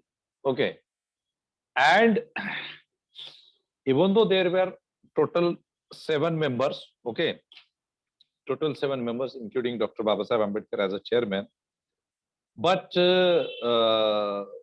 one member was died and he was replaced by another member. Another person, he was an ill person, he was also replaced by another person. Most of the members other than Dr. Ambedkar, they were living far away from the Delhi. So actually they failed to participate into the process of draft making. Baba Saheb Ambedkar के अलावा, मतलब why doctor Ambedkar is called as the chief architect of constitution, Baba Saheb Ambedkar को भारतीय संविधान के शिल्पकार क्यों कहा जाता है? क्योंकि ये जो भारतीय संविधान बना, जिसमें शुरुआत में 395 आर्टिकल्स थे, ओके, उसमें 8 शेड्यूल्स थे, 22 पार्ट्स थे, उसको बनाने के लिए जैसे अभी ये कमिटीज थी, ओके, ये कमिटीज ने अपने अपने प्रपोजल्स जो थे, like they studied few things and they submitted to the drafting committee. On the basis of that, and after studying so many constitutions of the world, Dr. Ambedkar prepared a draft of the constitution. Okay, so drafting committee was having 6 other members, but all these members were irregular, excluding Dr. Ambedkar. So Dr. Ambedkar prepared the draft of the constitution. He took much efforts, tremendous efforts to prepare the draft of the constitution. Okay, it is said that कि Dr. Ambedkar completed this task in 2 years, 11 months and 17 days. At certain places you would find 18 days, है ना? And Indian constitution is considered as the world's largest written constitution.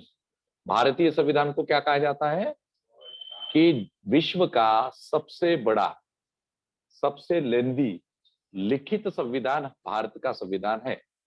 वो क्यों बना? वो बात ऐसी है कि भारत में विविध जातियां, विविध धर्म, विविध वंश के लोग, है ना, भारत की अलग अलग परंपराएं, भारत के अलग अलग भौगोलिक क्षेत्र, geographical areas, cultural pattern, history, social pattern of country, right, economic pattern of country.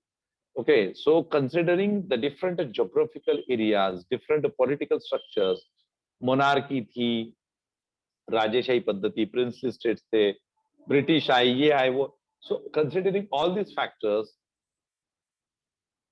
ultimately to give justice to each and every individual of this country, the constitution became very lengthy. Okay, it is having an elephantine size, है ना, हाथी के जैसा उसका size बन गया। लेकिन ऐसा कहा जाता है कि अगर ये कॉन्स्टिट्यूशन डॉक्टर बाबा साहब आम्बेडकर के नेतृत्व में नहीं लिखा जाता, तो इसको कम से कम बाकी लोगों को लिखने के लिए 7 साल लग सकते थे। Okay, like we in our country, in schools, in colleges,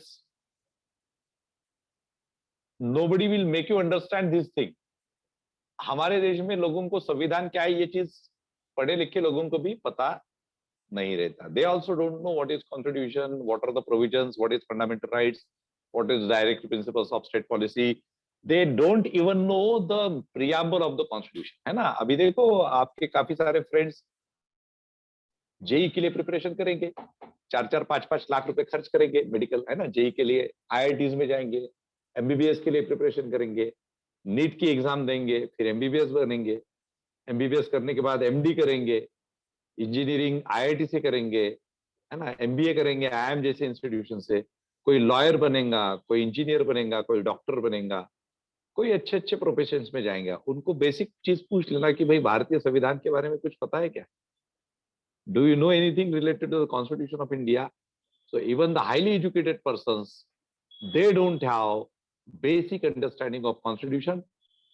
We are too much illiterate about the Constitution of India, which is very dangerous for every Indian citizen. We are taking all benefits from the Constitution of India. आपको अगर मैं in detail में Constitution पढ़ाने जाऊंगा, because that is not requirement for the NDA batch, okay? That is a requirement for my UPSC IS civil services batch. तो मैं उनको बहुत डीप में पढ़ाता हूँ सारी चीजें. If I go into details, तो आपको लगेगा कि यार सर ने क्या बता दिया हम लोगों को, हमने तो कभी सुना भी नहीं था, हमको किसी ने बताया नहीं था. Okay, whatever required that I will tell you, but the most important irony of this country is that, okay, unfortunate unfortunate thing in our country is that the well-educated people, they don't try to understand the very important fundamental document of this country on which the entire system is running, that is constitution. है ना? कोई नहीं ये करता. आपके schools में आपको इतना कभी वो सिविक्स होता है, सिविक्स में थोड़ा बहुत बताया जाता है, उसके अलावा बाकी कुछ नहीं बताया जाता. No college.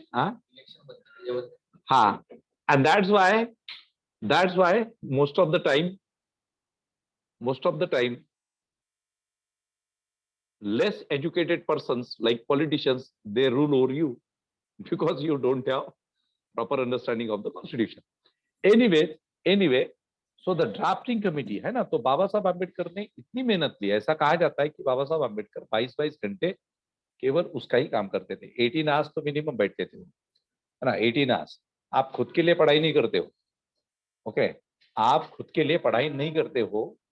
उन्होंने पूरे भारत में एक डेमोक्रेटिक स्ट्रक्चर मेंटेन करने के लिए इतनी पढ़ाई की at the cost of his own health.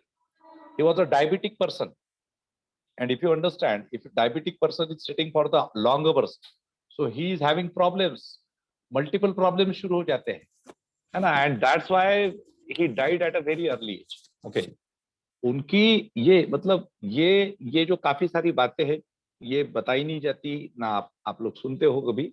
तो that is the most important sacrifice of that great personality, right. So you need to understand this very thing कि भारत का संविधान इतना बड़ा है कि उसको अगर कोई एक्सपर्ट लोग भी बनाते तो 7 साल कम से कम लगते थे, because of the pain, because of the laborious job which was initiated through Dr. Ambedkar as a chairperson of the drafting committee. So he could have completed with his labors, with his dedication and determination in 2 years, 11 months and 17, or somewhere it is mentioned as 18 days. Okay. So अभी drafting committee के कितने और लोग थे ये बात मैं बताऊंगा. Write down. along with Dr. Ambedkar, there were 6 other members.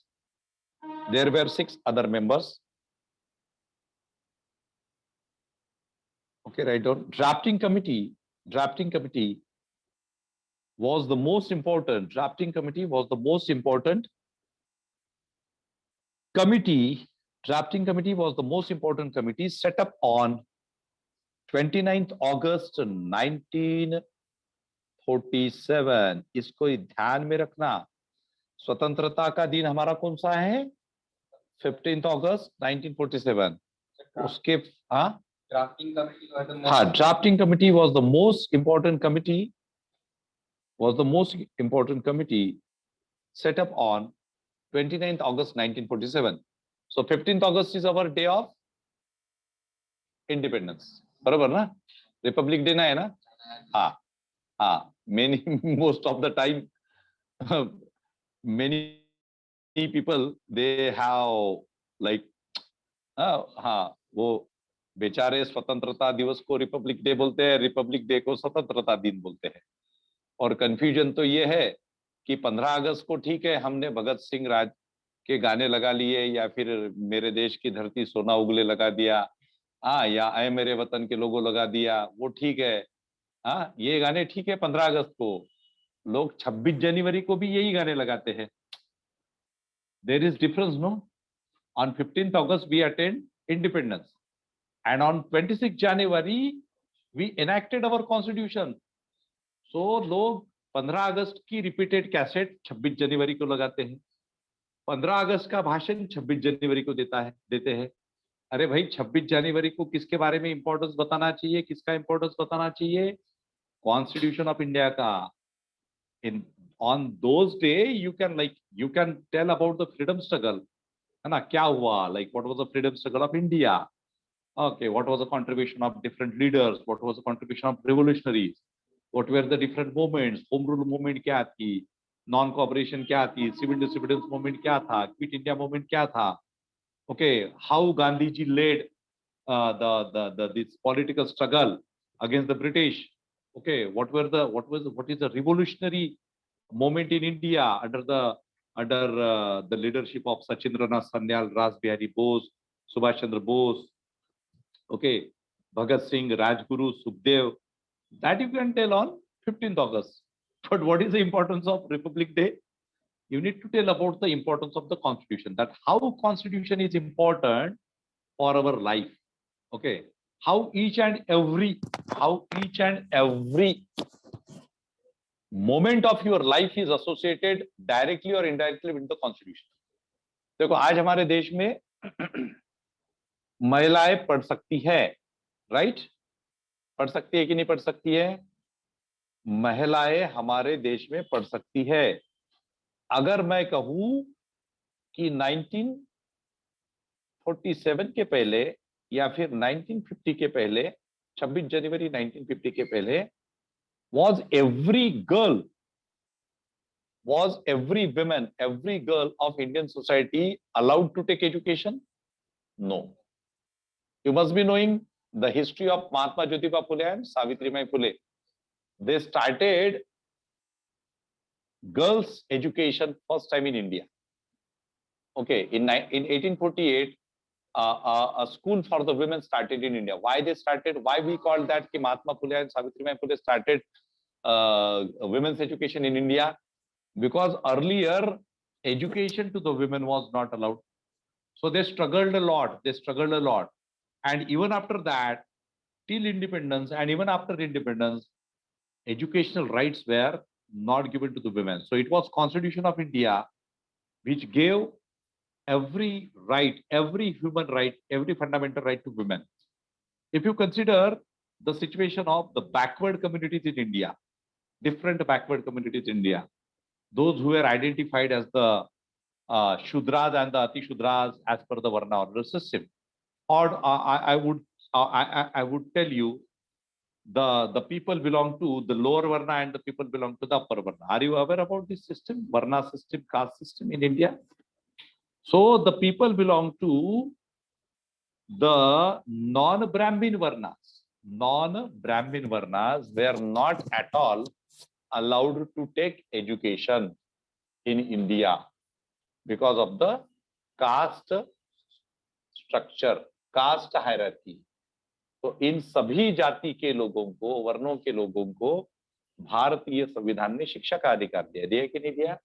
After you are getting employment opportunities, we are having prime minister and his council of minister, we are having chief minister and his council of minister, we are having every setup. आपके पास police है law and orders के लिए, आपके पास military है defence के लिए, like you people are getting into defense services. How you are getting into defense services? Why the girls attain their right to appear for NDA examination after like 2 years back? Because Supreme Court referred to the constitutional provision that equal right for the girls, and girls received their right to appear for NDA and NA examination after so many years of independence. So the source is your Constitution of India. Whenever Supreme Court is giving, whenever any court is giving any judgment, so they refer Constitution. What Constitution says? भारतीय संविधान क्या बोलता है ना? लोगों को इधर जाने में, उधर जाने में, पब्लिक प्लेसेस में, होटल में, मंदिरों में, इधर में, उधर में जाने की परमिशन नहीं थी हमारे देश में। काफी सारे क्लासेस के लोगों को अभी आप पब्लिक प्लेस में जा सकते हो। आज आप किसी भी रिलीजियस इंस्टीट्यूशंस में जाते हो, आज माइनॉरिटीज को अधिकार है, आज जो भी सिटीजन है उसको समान अधिकार है। So basically that is the importance of the Constitution. Okay, I will tell you in detail afterwards also. Okay, so सबसे important है कि ये जो भारतीय संविधान है, इसका जो ड्राफ्टिंग कमेटी था उसमें मेंबर्स कौन कौन से थे? ठीक है, so write down was the most important committee set up on August 29, 1947.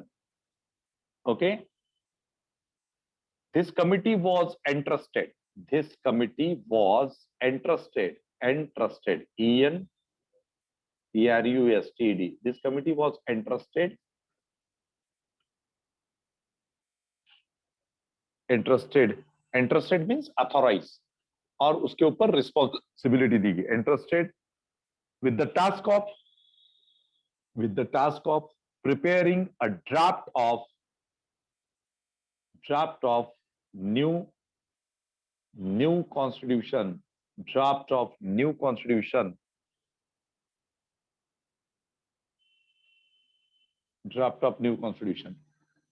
its members were number one, Dr. Babasaheb Ambedkar as a chairman. Okay, so including Dr. Babasaheb Ambedkar, there were 7 members. Dr. Babasaheb Ambedkar as a chairman. Second, N. Gopal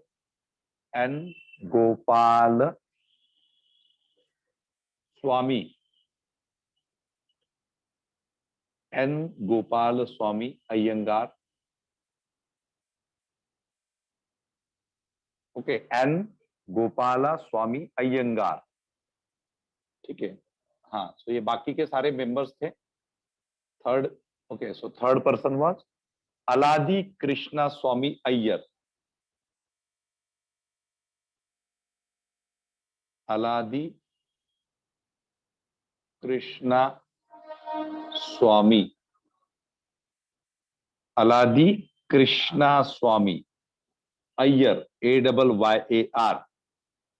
Okay, so chairman was Dr. Babasaheb Ambedkar, then N. Gopal Swamy Iyengar, then Aladi Krishna Swamy Iyer. Then fourth,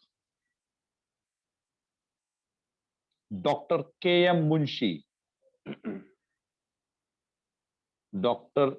K.M. Munshi. Dr. K.M. Munshi. Dr. K.M. Munshi, MUNSHI. Okay, then fifth member, Saeed Muhammad, MOHAMMAD, Saeed Muhammad Sadullah.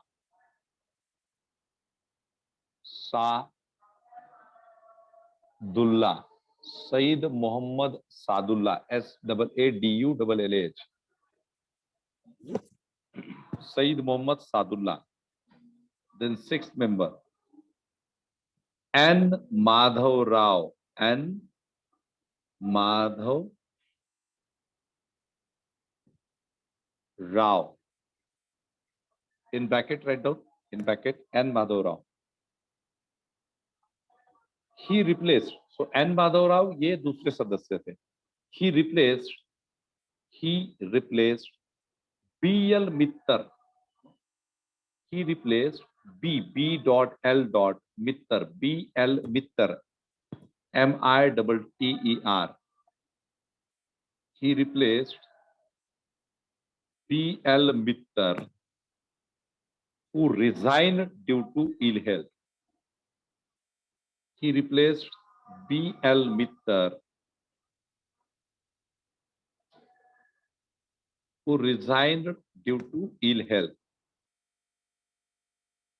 Who resigned due to ill health. Okay, so B.L. Mittar was an earlier member, but B.L. Mittar was having ill health. He was having illness, and that's why B.L. Mittar resigned, and N. Madhav Rao, he became another member in place of B.L. Mittar. Okay, B.L. Mittar. So N. Madhav Rao in place of B.L. Mittar. Okay, then write down seventh member. So now keep in mind here Madhav Rao. Okay, Madhav Rao and Mittar. So you can keep in mind M replaced to M. Madhav Rao and B.L. Mittar. So M replaced to M. And MM लक्षात ठेवायचं. Then seventh member T.T. Krishnamachari. T.T. Krishnamachari.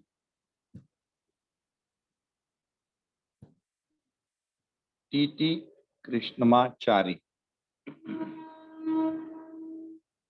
T.T. Krishnamachari, he replaced, in bracket write down, he replaced D.P. Khetan, he replaced D.P. Khetan, who died in 1948.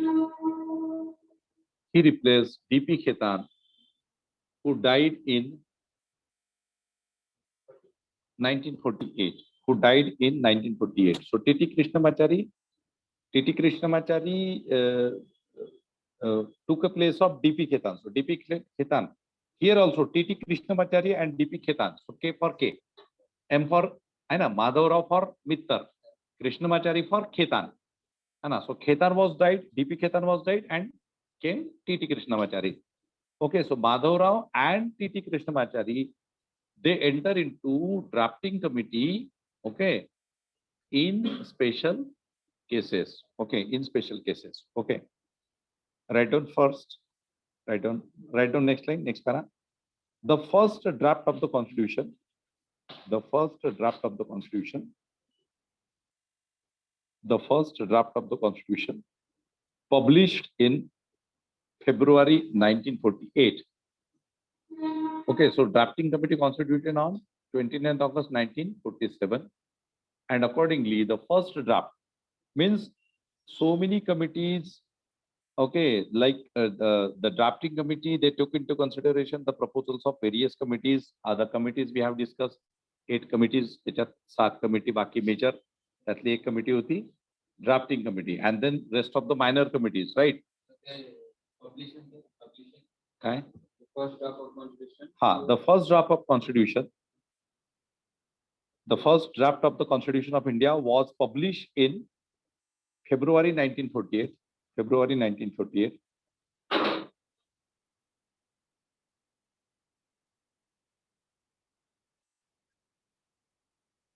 Second draft published in, so first draft February 1948. Second draft published in October 1948. October 1948. Okay. Final draft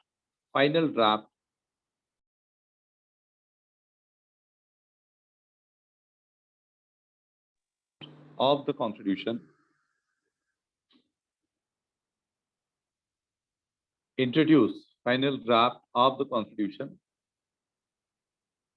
Final draft of the Constitution introduced in the assembly on 4th November 1948. Final draft म्हणजे बघा काय झालं, काय what is the procedure की 29th August 1947 we formed drafting committee. After that, the drafting committee considered the proposals of the different committees. After considering their proposals, they prepare a draft and they declare their first draft. कि suppose मेरे पास अभी एक मैं drafting मतलब suppose मेरे पास एक मैं किसी महत्वपूर्ण कमेटी का चेयरपर्सन हूँ और इसमें अगर अलग अलग छोटे छोटे कमिटीज भी है ना, अलग अलग छोटे छोटे कमिटीज भी है, तो वो कमिटीज क्या करेंगे, मतलब जो इंपॉर्टेंट सब्जेक्ट के, they will provide me that information. I will study that information and I will prepare a draft. Okay, so what I did, I prepared that draft on the basis of those proposals, those references. I studied at my own, and then finally I have declared one draft. So that first draft declared on February 1948. And after that, now see, from February to October, how many months? किती months होतात? February, March, April, May, June, July, August, September, October. 8 months.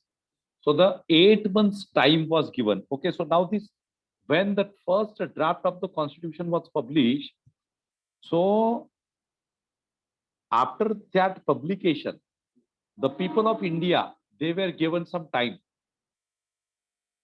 From the people of India, the suggestions were called. Suggestions पे record है ना. हा जो draft publish झाला, ये जो ड्राफ्ट पब्लिश हुआ, तो उसके बाद भारत के जो लोग थे या अलग अलग जो ग्रुप्स थे, भारत के जो ग्रुप्स थे, ओके, उनको बताया गया कि भाई आप लोग इसके ऊपर सजेशन दो, आपकी सूचनाएं दो. जैसे just right now in our country, our government, our present central government, they are preparing uniform civil code. They are, are you aware about uniform civil code? Article 44. That is also an important question for this coming examination. Those who are appearing for coming examination, for them, there is a possibility of question. Okay, so uniform civil code भारतीय संविधान में directive principles of state policy है, DPSP. मैं बाद में आपको बताऊंगा उसका स्ट्रक्चर वगैरह. कल के लेक्चर में हम भारतीय संविधान एग्जैक्टली क्या है, स्ट्रक्चर क्या है, ये सब डिस्कस करेंगे. So uniform civil code, there is article 44 of the constitution of India which is mention in directive principle of state policy. So now central governments, जो केंद्र सरकार है, they are trying to prepare a law for application of uniform civil code. So उसके लिए उन्होंने उस law के संबंध में भारत के लोगों से सूचनाएं मांगी है, रिकमेंडेशंस ग्रुप से मांगी है ना. हम लोग दे सकते हैं कि ऐसा होना चाहिए, वैसा होना चाहिए, ऐसा नहीं होना चाहिए, वैसा नहीं होना. सो लाइकवाइज ये कॉन्स्टिट्यूशन जो तैयार हुआ, तो ये वन साइडेड प्रिपरेशन नहीं थी. इसमें सूचनाएं कि आप क्या चाहते हो लोगों ने. So the people of India, the groups of India, they give recommendations, they give proposals, and accordingly after the publication of first draft, after 8 months, considering the recommendations, considering the proposals, है ना, 8 महीने के बाद दूसरा draft जो है वो publish हुआ. समझे, है ना. दूसरा ड्राफ्ट कि बाबा चलो अभी ये नया ड्राफ्ट है. ये कैसा है कि आफ्टर कंसिडरिंग योर सूचना, your proposals, your recommendations, we have prepared this second draft. So फरवरी 1948 में एक ड्राफ्ट पब्लिश हुआ, उसके बाद अक्टूबर 1948 में दूसरा ड्राफ्ट. अब दूसरे ड्राफ्ट के ऊपर भी चर्चाएं हुई, सारा कुछ हुआ, और फिर थर्ड टाइम हम उसको बोल सकते हैं, लेकिन ये जो था थर्ड टाइम वाला draft, it was a final draft कि चलो अभी तैयार हो चुका है. फाइनल ड्राफ्ट प्रिपेयर्ड, एंड फिर उस ड्राफ्ट में जो भी लिखा था, whatever written in that draft, it was the third draft we can say, or the final draft we can say.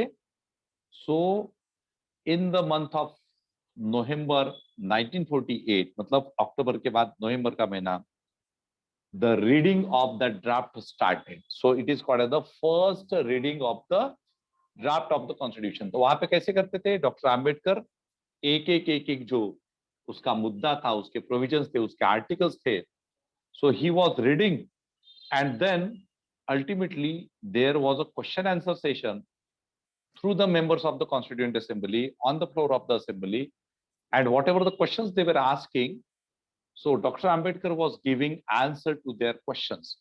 So ये जो question answer जो ये थी, जैसे अभी मैं पढ़ा रहा हूँ आपको, आप बीच में मुझे क्वेश्चंस पूछोगे, मैं आपको आंसर दूंगा.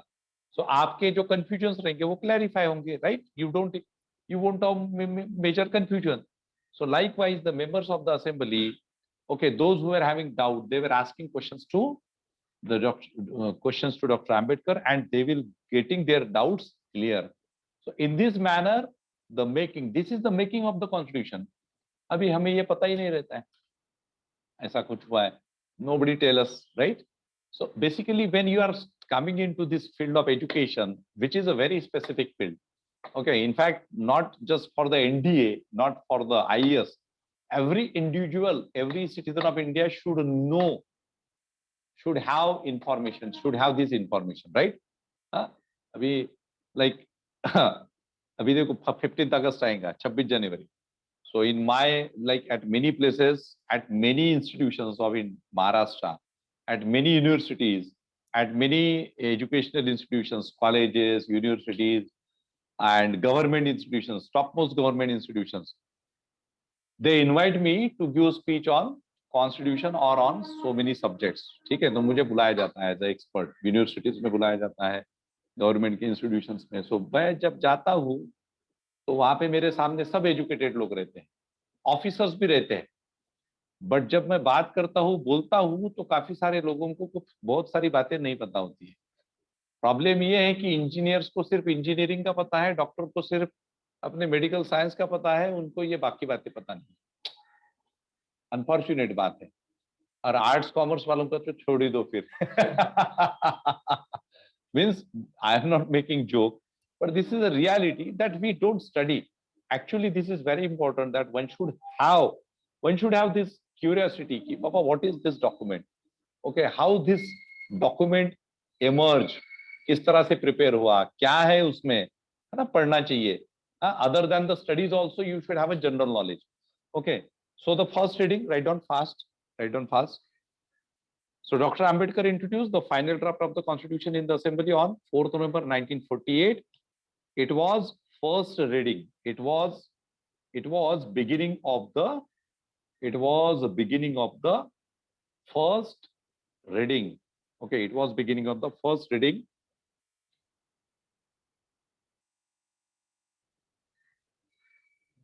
which continued till 9th November 1948. Continued till 9th November 1948. मतलब 5 दिन चला वो, 5 days. The second reading, the second clause by clause reading, the second मतलब फिर एक क्लॉज को पढ़ना चालू हो गया। The second clause by clause reading started on 15th November 1948. The second clause by clause reading started on 15th November 1948 and ended on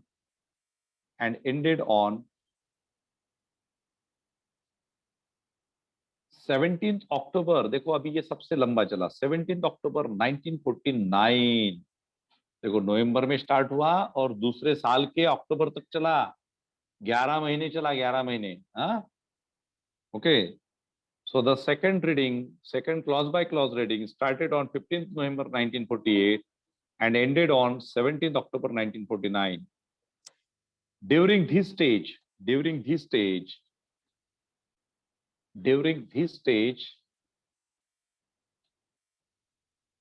7653 7653 amendments मतलब क्या, उसको करेक्ट करना, उसमें कुछ अगर सूचनाएं हैं, उसमें अगर कुछ करेक्शंस करने हैं तो corrections. So during this time 7653 amendments मतलब लिखना उसमें कि करेक्शंस, है ना। Amendments AMENDMENTS amendments were proposed and 2473 were actual discussed and 2400, so 7653 were proposed and actual discussion of 2473। तो कुछ कुछ अनावश्यक सूचनाएं होती है तो उसको डिलीट कर दिया, उसको स्किप कर दिया, बट जो आवश्यक थी ऐसी 2473 सूचनाएं जो है वो डिस्कस हुई, discuss in the assembly. Last, next line, next para, the third reading. So first reading start हुआ 4th नवंबर को, सेकंड रीडिंग स्टार्ट हुआ क्लॉज बाय क्लॉज 15th नवंबर को, वो एक साल चला, 11 महीने चला almost. And the last one, the third reading of the draft started on 14th November 1949. The third reading of the draft started on 14th November 1949. Dr. Babasaheb Ambedkar moved a motion. Dr. Babasaheb Ambedkar moved a motion. Dr. Babasaheb Ambedkar moved a motion, dash करके लिखो, the constitution as settled by the assembly. The constitution as settled the constitution as settled by the assembly be passed. The constitution as settled, so ये motion था, motion मतलब उन्होंने प्रस्ताव रखा कि the constitution as settled by the assembly, है ना, मतलब भारत की जो संविधान सभा थी उस संविधान सभा ने इस संविधान को सेटल किया है। सेटल किया है मतलब क्या, एक्सेप्ट किया है। तो इसको क्या करना चाहिए, अभी पारित करना चाहिए। मतलब हमारी जो प्रोसेस थी, जो प्रोसेस हमारी 29, मतलब हमारी प्रोसेस कॉन्स्टिट्यूएंट असेंबली की कब स्टार्ट हुई, 9 दिसंबर 1946। ड्राफ्टिंग कमेटी कब फॉर्म हुआ, ड्राफ्टिंग कमेटी 29 अगस्त 1947। देन फर्स्ट ड्राफ्ट आपका प्रिपेयर हुआ अक्टूबर में, ओके। सेकंड ड्राफ्ट आपका नवंबर में आया, ठीक है। और फिर उसका क्लॉज बाय क्लॉज रीडिंग जो स्टार्ट हुआ वो 15 नवंबर से सेकंड इसमें, right.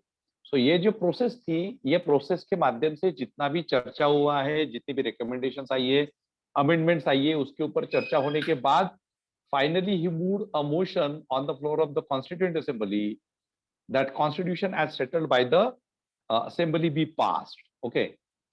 Next write down the motion on draft, the motion on draft constitution was declared as passed.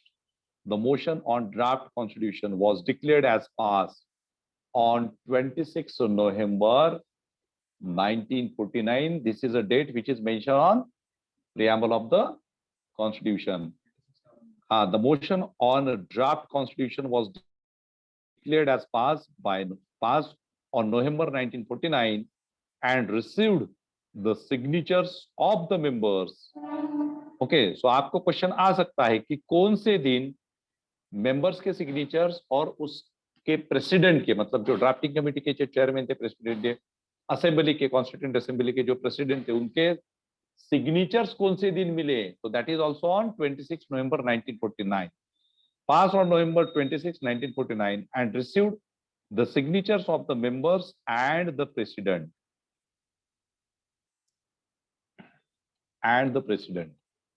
full stop.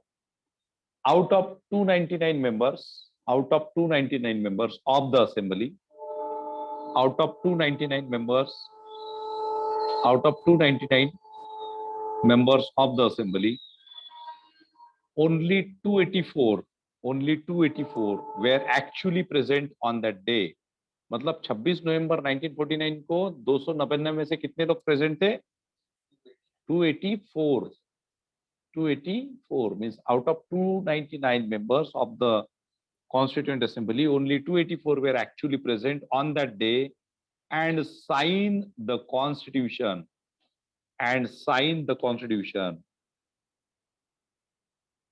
This is the date on which, मतलब 26 November 1949, this is the date on which the people of India in the Constituent Assembly, Samvidhan Sabha में, this is the date on which the people of India in the Constituent Assembly adopted, enacted and gave to themselves his constitution. अच्छा, मुझे ये बताइए, the Constitution of India through the preamble is dedicated to whom? People of India. Bharat का संविधान किसको dedicated है? भारत के लोगों को. If you get a question, the people of India. Okay, so Bharat का संविधान भारत के लोगों को डेडिकेटेड है. That's why we the people of India, है ना. भारतीय संविधान में क्या लिखा है? फर्स्ट preamble में, we the people of India having solemnly resolved to constitute India into sovereign, socialist, secular, democratic republic, है ना. So हम भारत के लोग, और फिर हम क्या बोलते हैं कि gives to ourselves this constitution. So we the people of India and gives to ourselves. तो हम भारत के लोग हमारे प्रति अर्पण करते हैं, है ना. So भारत का संविधान किसी भी अन्य संगठना या किसी दैवत या किसी के प्रति अर्पित नहीं है. और that is dedicated to the people of India because the main aim of the Constitution of India is the welfare of every individual in society. हर व्यक्ति का सम्मान हो और हर व्यक्ति का विकास हो, ये भारत के संविधान का सबसे महत्वपूर्ण उद्देश्य है. Okay, write down. Next line, next para. And give to themselves this constitution. Okay, adopted, enacted, and gave to themselves this constitution. Okay, write down the constitution as adopted on 26 November 1949. The constitution as adopted on 26 November 1949 contain a preamble, है ना. जो भारत का संविधान जो हमने 26 नवंबर 1949 को जो adopt किया, उसमें क्या क्या है? तो प्रियम्बल है. Preamble is a part and parcel of संविधान. Contain a preamble, then 395 articles, 8 schedules, 8 schedules.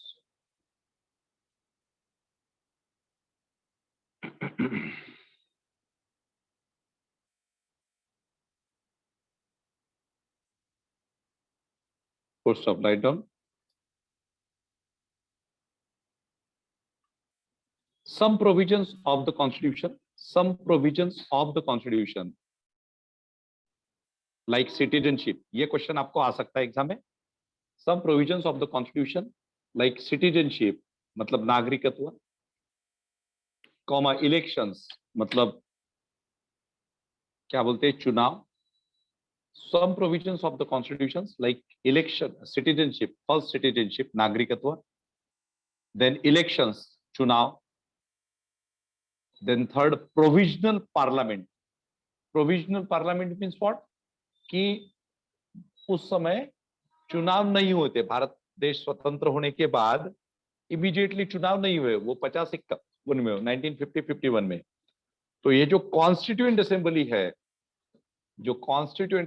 है, इस कॉन्स्टिट्यूएंट असेंबली ने ही किसका काम किया था? प्रोविजनल पार्लियामेंट का. ओके, तो write down. So some provisions of the constitution like citizenship, then elections, then provisional parliament. Provisional मतलब एक स्पेसिफिक पीरियड के लिए, temporary. Okay, provisional parliament, comma temporary and transitional provisions. Temporary and some transitional provisions and short title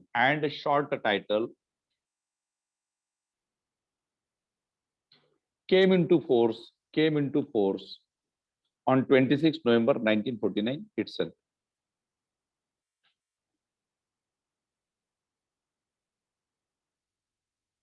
Full stop. Next. Came into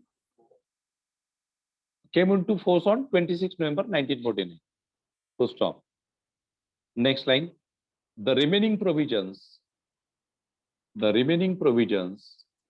came into force. मतलब बाकी जो संपूर्ण जो major portion था संविधान का, the remaining provisions came into force on 26 January 1950. 26 January 1950. This day is referred to in the Constitution. This day is referred to in the Constitution as the day of its commencement. As the day of its commencement. COMMENCEMENT, commencement, and celebrated as the Republic Day.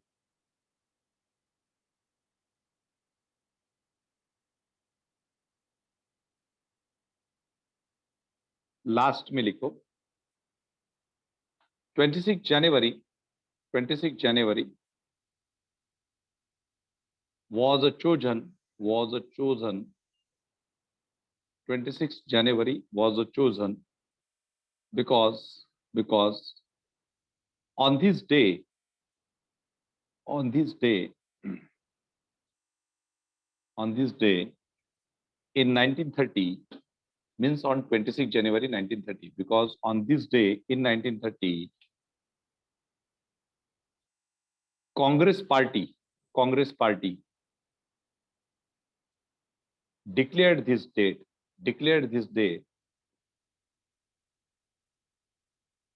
and celebrated it as a first Independence Day, in bracket Purna Swaraj, as a first Independence Day in bracket Purna Swaraj in pre-independence period. Okay, so Congress ने क्या किया था? 26 January 1930 में इस दिवस को पूर्ण स्वराज दिवस या कंप्लीट इंडिपेंडेंस या first independence day of India celebrate किया था। उसी दिन के उपलक्ष्य में, क्योंकि हमें स्वतंत्रता तो फिर 14 अगस्त के नाइट में मिली, मतलब 15 अगस्त को, तो हमारे पास फिर 26 नवंबर को हमारा भारतीय संविधान एडॉप्ट हुआ, है ना, एनेक्ट भी हुआ, एडॉप्टेड एनेक्टेड, राइट। सो उसके वजह से हमारे पास अभी 26 जनवरी था, नेक्स्ट ही इसमें 26 जनवरी था। So to commemorate that historical event of 26 January 1930, finally it was decided to implement constitution to its fullest on 26 January 1930. Okay, so these are certain important points,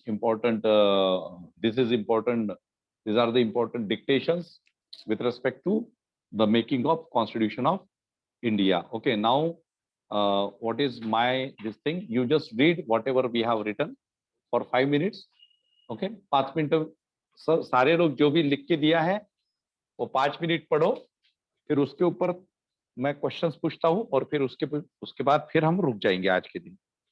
ठीक है, all of you read, Sagar, Anurag, Yugank, all of you read whatever we have written for 5 minutes. Okay, and then we shall have some questions. I will ask you question. जितना भी लिख के दिया, अभी कितना page हुआ लिख के? 4 pages. 4 pages. So पहले दिन 4 pages. But see, whatever content I have given, I am sure that you will get at least 2 to 3 questions from these 4 pages only. So out of 50, if you are getting 2 questions, 3 questions, so that is worthy, है ना। ये अरे जो girls के लिए first batch बनी थी मेरी 2 साल पहले, सो मुझे केवल 8 से 9 लेक्चर्स ही मिले थे जनरल स्टडीज के। 50 में से उस 7-8 लेक्चर्स में से 17 क्वेश्चंस आए थे डायरेक्टली यूपीएससी के एनडीए के एग्जामिनेशन में। So that is our record, okay. So and now we are having sufficient time, we are having whole year, है ना। उसमें तो मैं आप लोगों को बहुत थोड़ा सा अच्छे से डिटेल में ही पढ़ाऊंगा, तो आपको तो 30 प्लस तो 50 में से 50 क्वेश्चंस में से 35-40 तक के क्वेश्चंस आ सकते हैं मैं जब पढ़ाऊंगा तो। Okay, so that's why, and see the rule of class or whatever for study is whatever we are studying, so you revise the same things on that day only. Okay, उसको pending नहीं रखने का, जो भी पढ़ाया उसको revise करो, ठीक है। सो रीड करो थोड़ा सा, जस्ट 5 मिनट्स रीड करो, then I will stop. Okay, read all of you whatever we have given.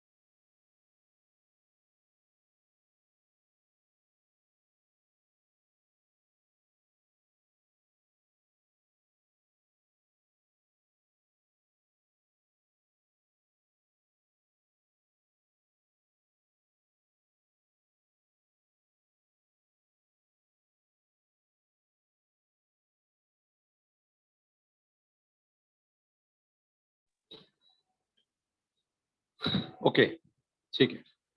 So see, in today's session, what we discuss in today's session, we started our today's first session of NDA and NA batch with the constitution subject. Constitution is a subject which is mentioned in your basically that general studies portion where they have mentioned history.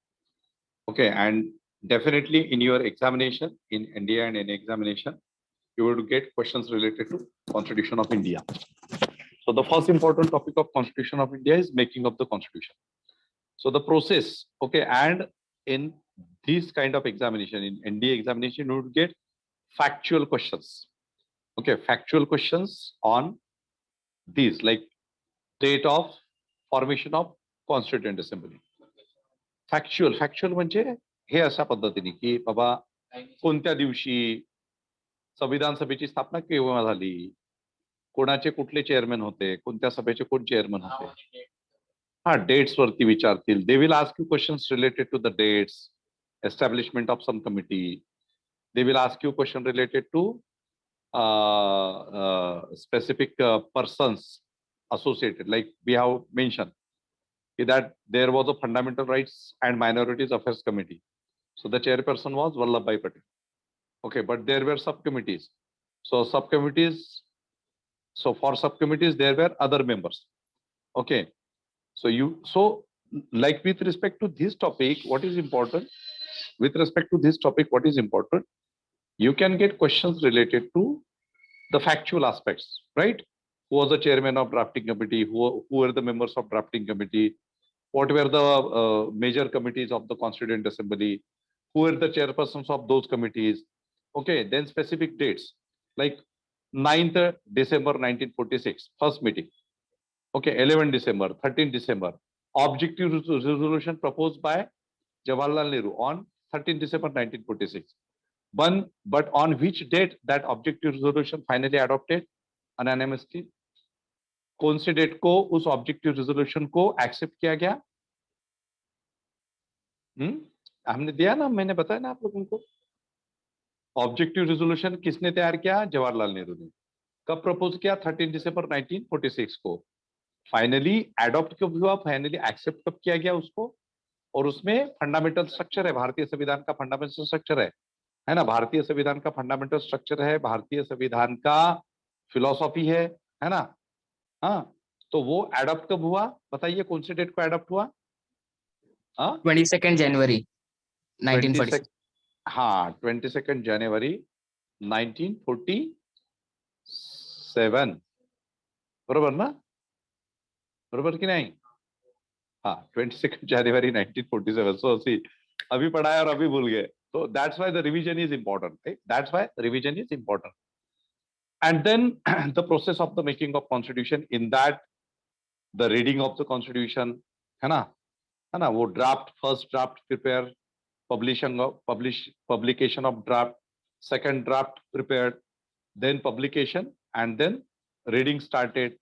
And in that process, finally the entire that draft of the constitution was set for the passing. Okay, so the motion was proposed that the constitution which is adopted through processes that should be settled down, that should be passed, right? And finally on 26 November 1949, the constitution was adopted. And on this date, citizenship, elections, and the provisional parliament, these provisions came into force. They would ask you question, है ना? उनको आपको पूछेंगे कि on which date the constitution of India received signature from its members and the president. So on 26 November 1949 itself, है ना? जब 26 नवंबर 1949 को ये एनेक्ट हुआ तो कौन से प्रोविजंस थे? तो सिटीजनशिप था, इलेक्शंस थे और प्रोविजनल पार्लियामेंट, राइट, है ना? आपको ये पूछेंगे कि which of the following body is acted as the provisional parliament of India. तो जो कॉन्स्टिट्यूएंट असेंबली थी जिन्होंने भारत के संविधान को बनाने के लिए काम किया, वो संविधान सभा ने ही भारत के पहले संसद के तौर पे काम किया था. Means the constituent assembly acted as a first provisional parliament of India till the first elections. Bharat में पहले चुनाव, क्योंकि 47 के बाद हमने इमीडिएटली चुनाव नहीं लिए. Okay, we could not conducted elections, so we conducted elections after 1950.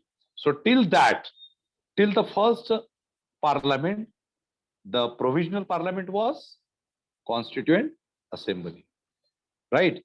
If you get a question, who is called as the chief architect of the Constitution of India?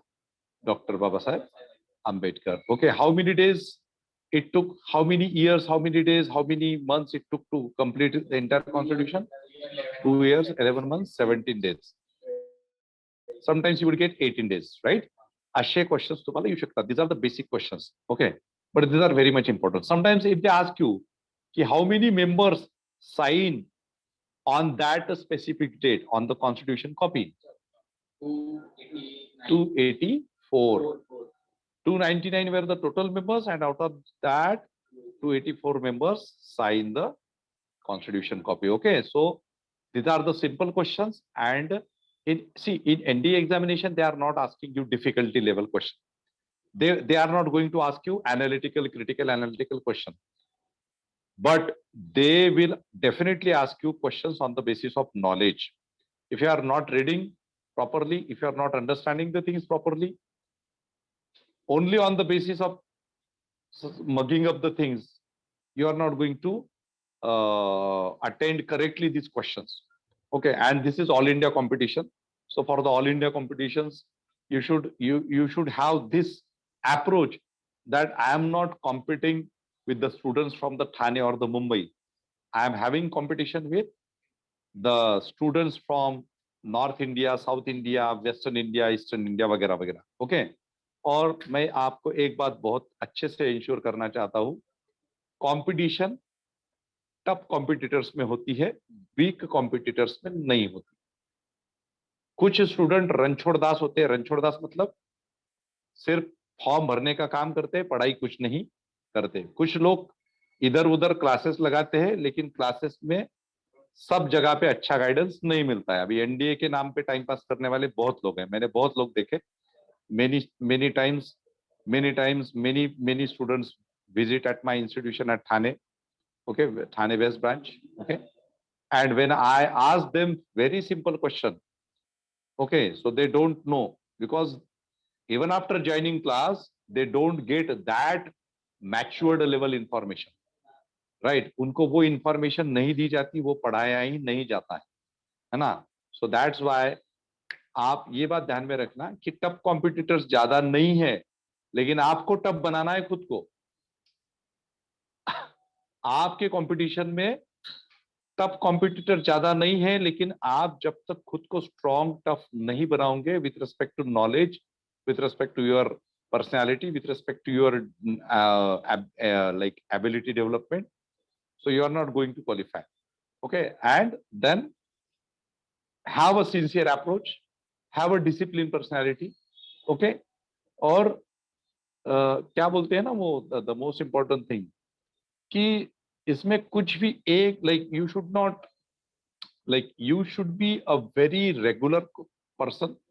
Okay, you should have this habit to finish your studies on proper time, on regular basis. Okay, otherwise this is not like your 10th or 12th examination or whatever examinations, and we are expecting, most of the time we are expecting very important questions. Okay, so again this is not school examination where you are studying certain things and you are getting questions based on that. So यहाँ पे आपको, जैसे मैंने ये सब कुछ पढ़ा दिया, तो उसके बाद भी ऐसा हो सकता है कि कुछ क्वेश्चंस ऐसे हो कि दूसरे आए, लेकिन पॉसिबिलिटी इसमें नहीं होती है. इसमें ऐसा होता है कि हम जो पढ़ेंगे उसमें से आ जाएंगे क्वेश्चंस, मैक्सिमम उसमें से आ जाएंगे, लेकिन आपको उसको रिकॉल करना, रिवाइज करना, रिकॉल करना, रिवाइज करना, ये जो पैटर्न है, you need to develop this pattern. Okay, so this is all about for today's session. Tomorrow we shall meet at the same time, and I will continue the discussion of the preamble and rest of the part of the constitution. Okay, चलो ठीक है, thank you very much all of you. किसी को कोई issue है, किसी को कोई क्वेश्चन है? Any question? Anurag, Sagar, Yuganath? No sir. No, okay no sir. Okay, समजलं सगळ्यांना? समझ में आ रहा है? Yes Yuganath? Yes sir. Okay चलो, तो tomorrow we shall have our lecture at same time 5:15 p.m. and from the same link. Okay, thank you very much.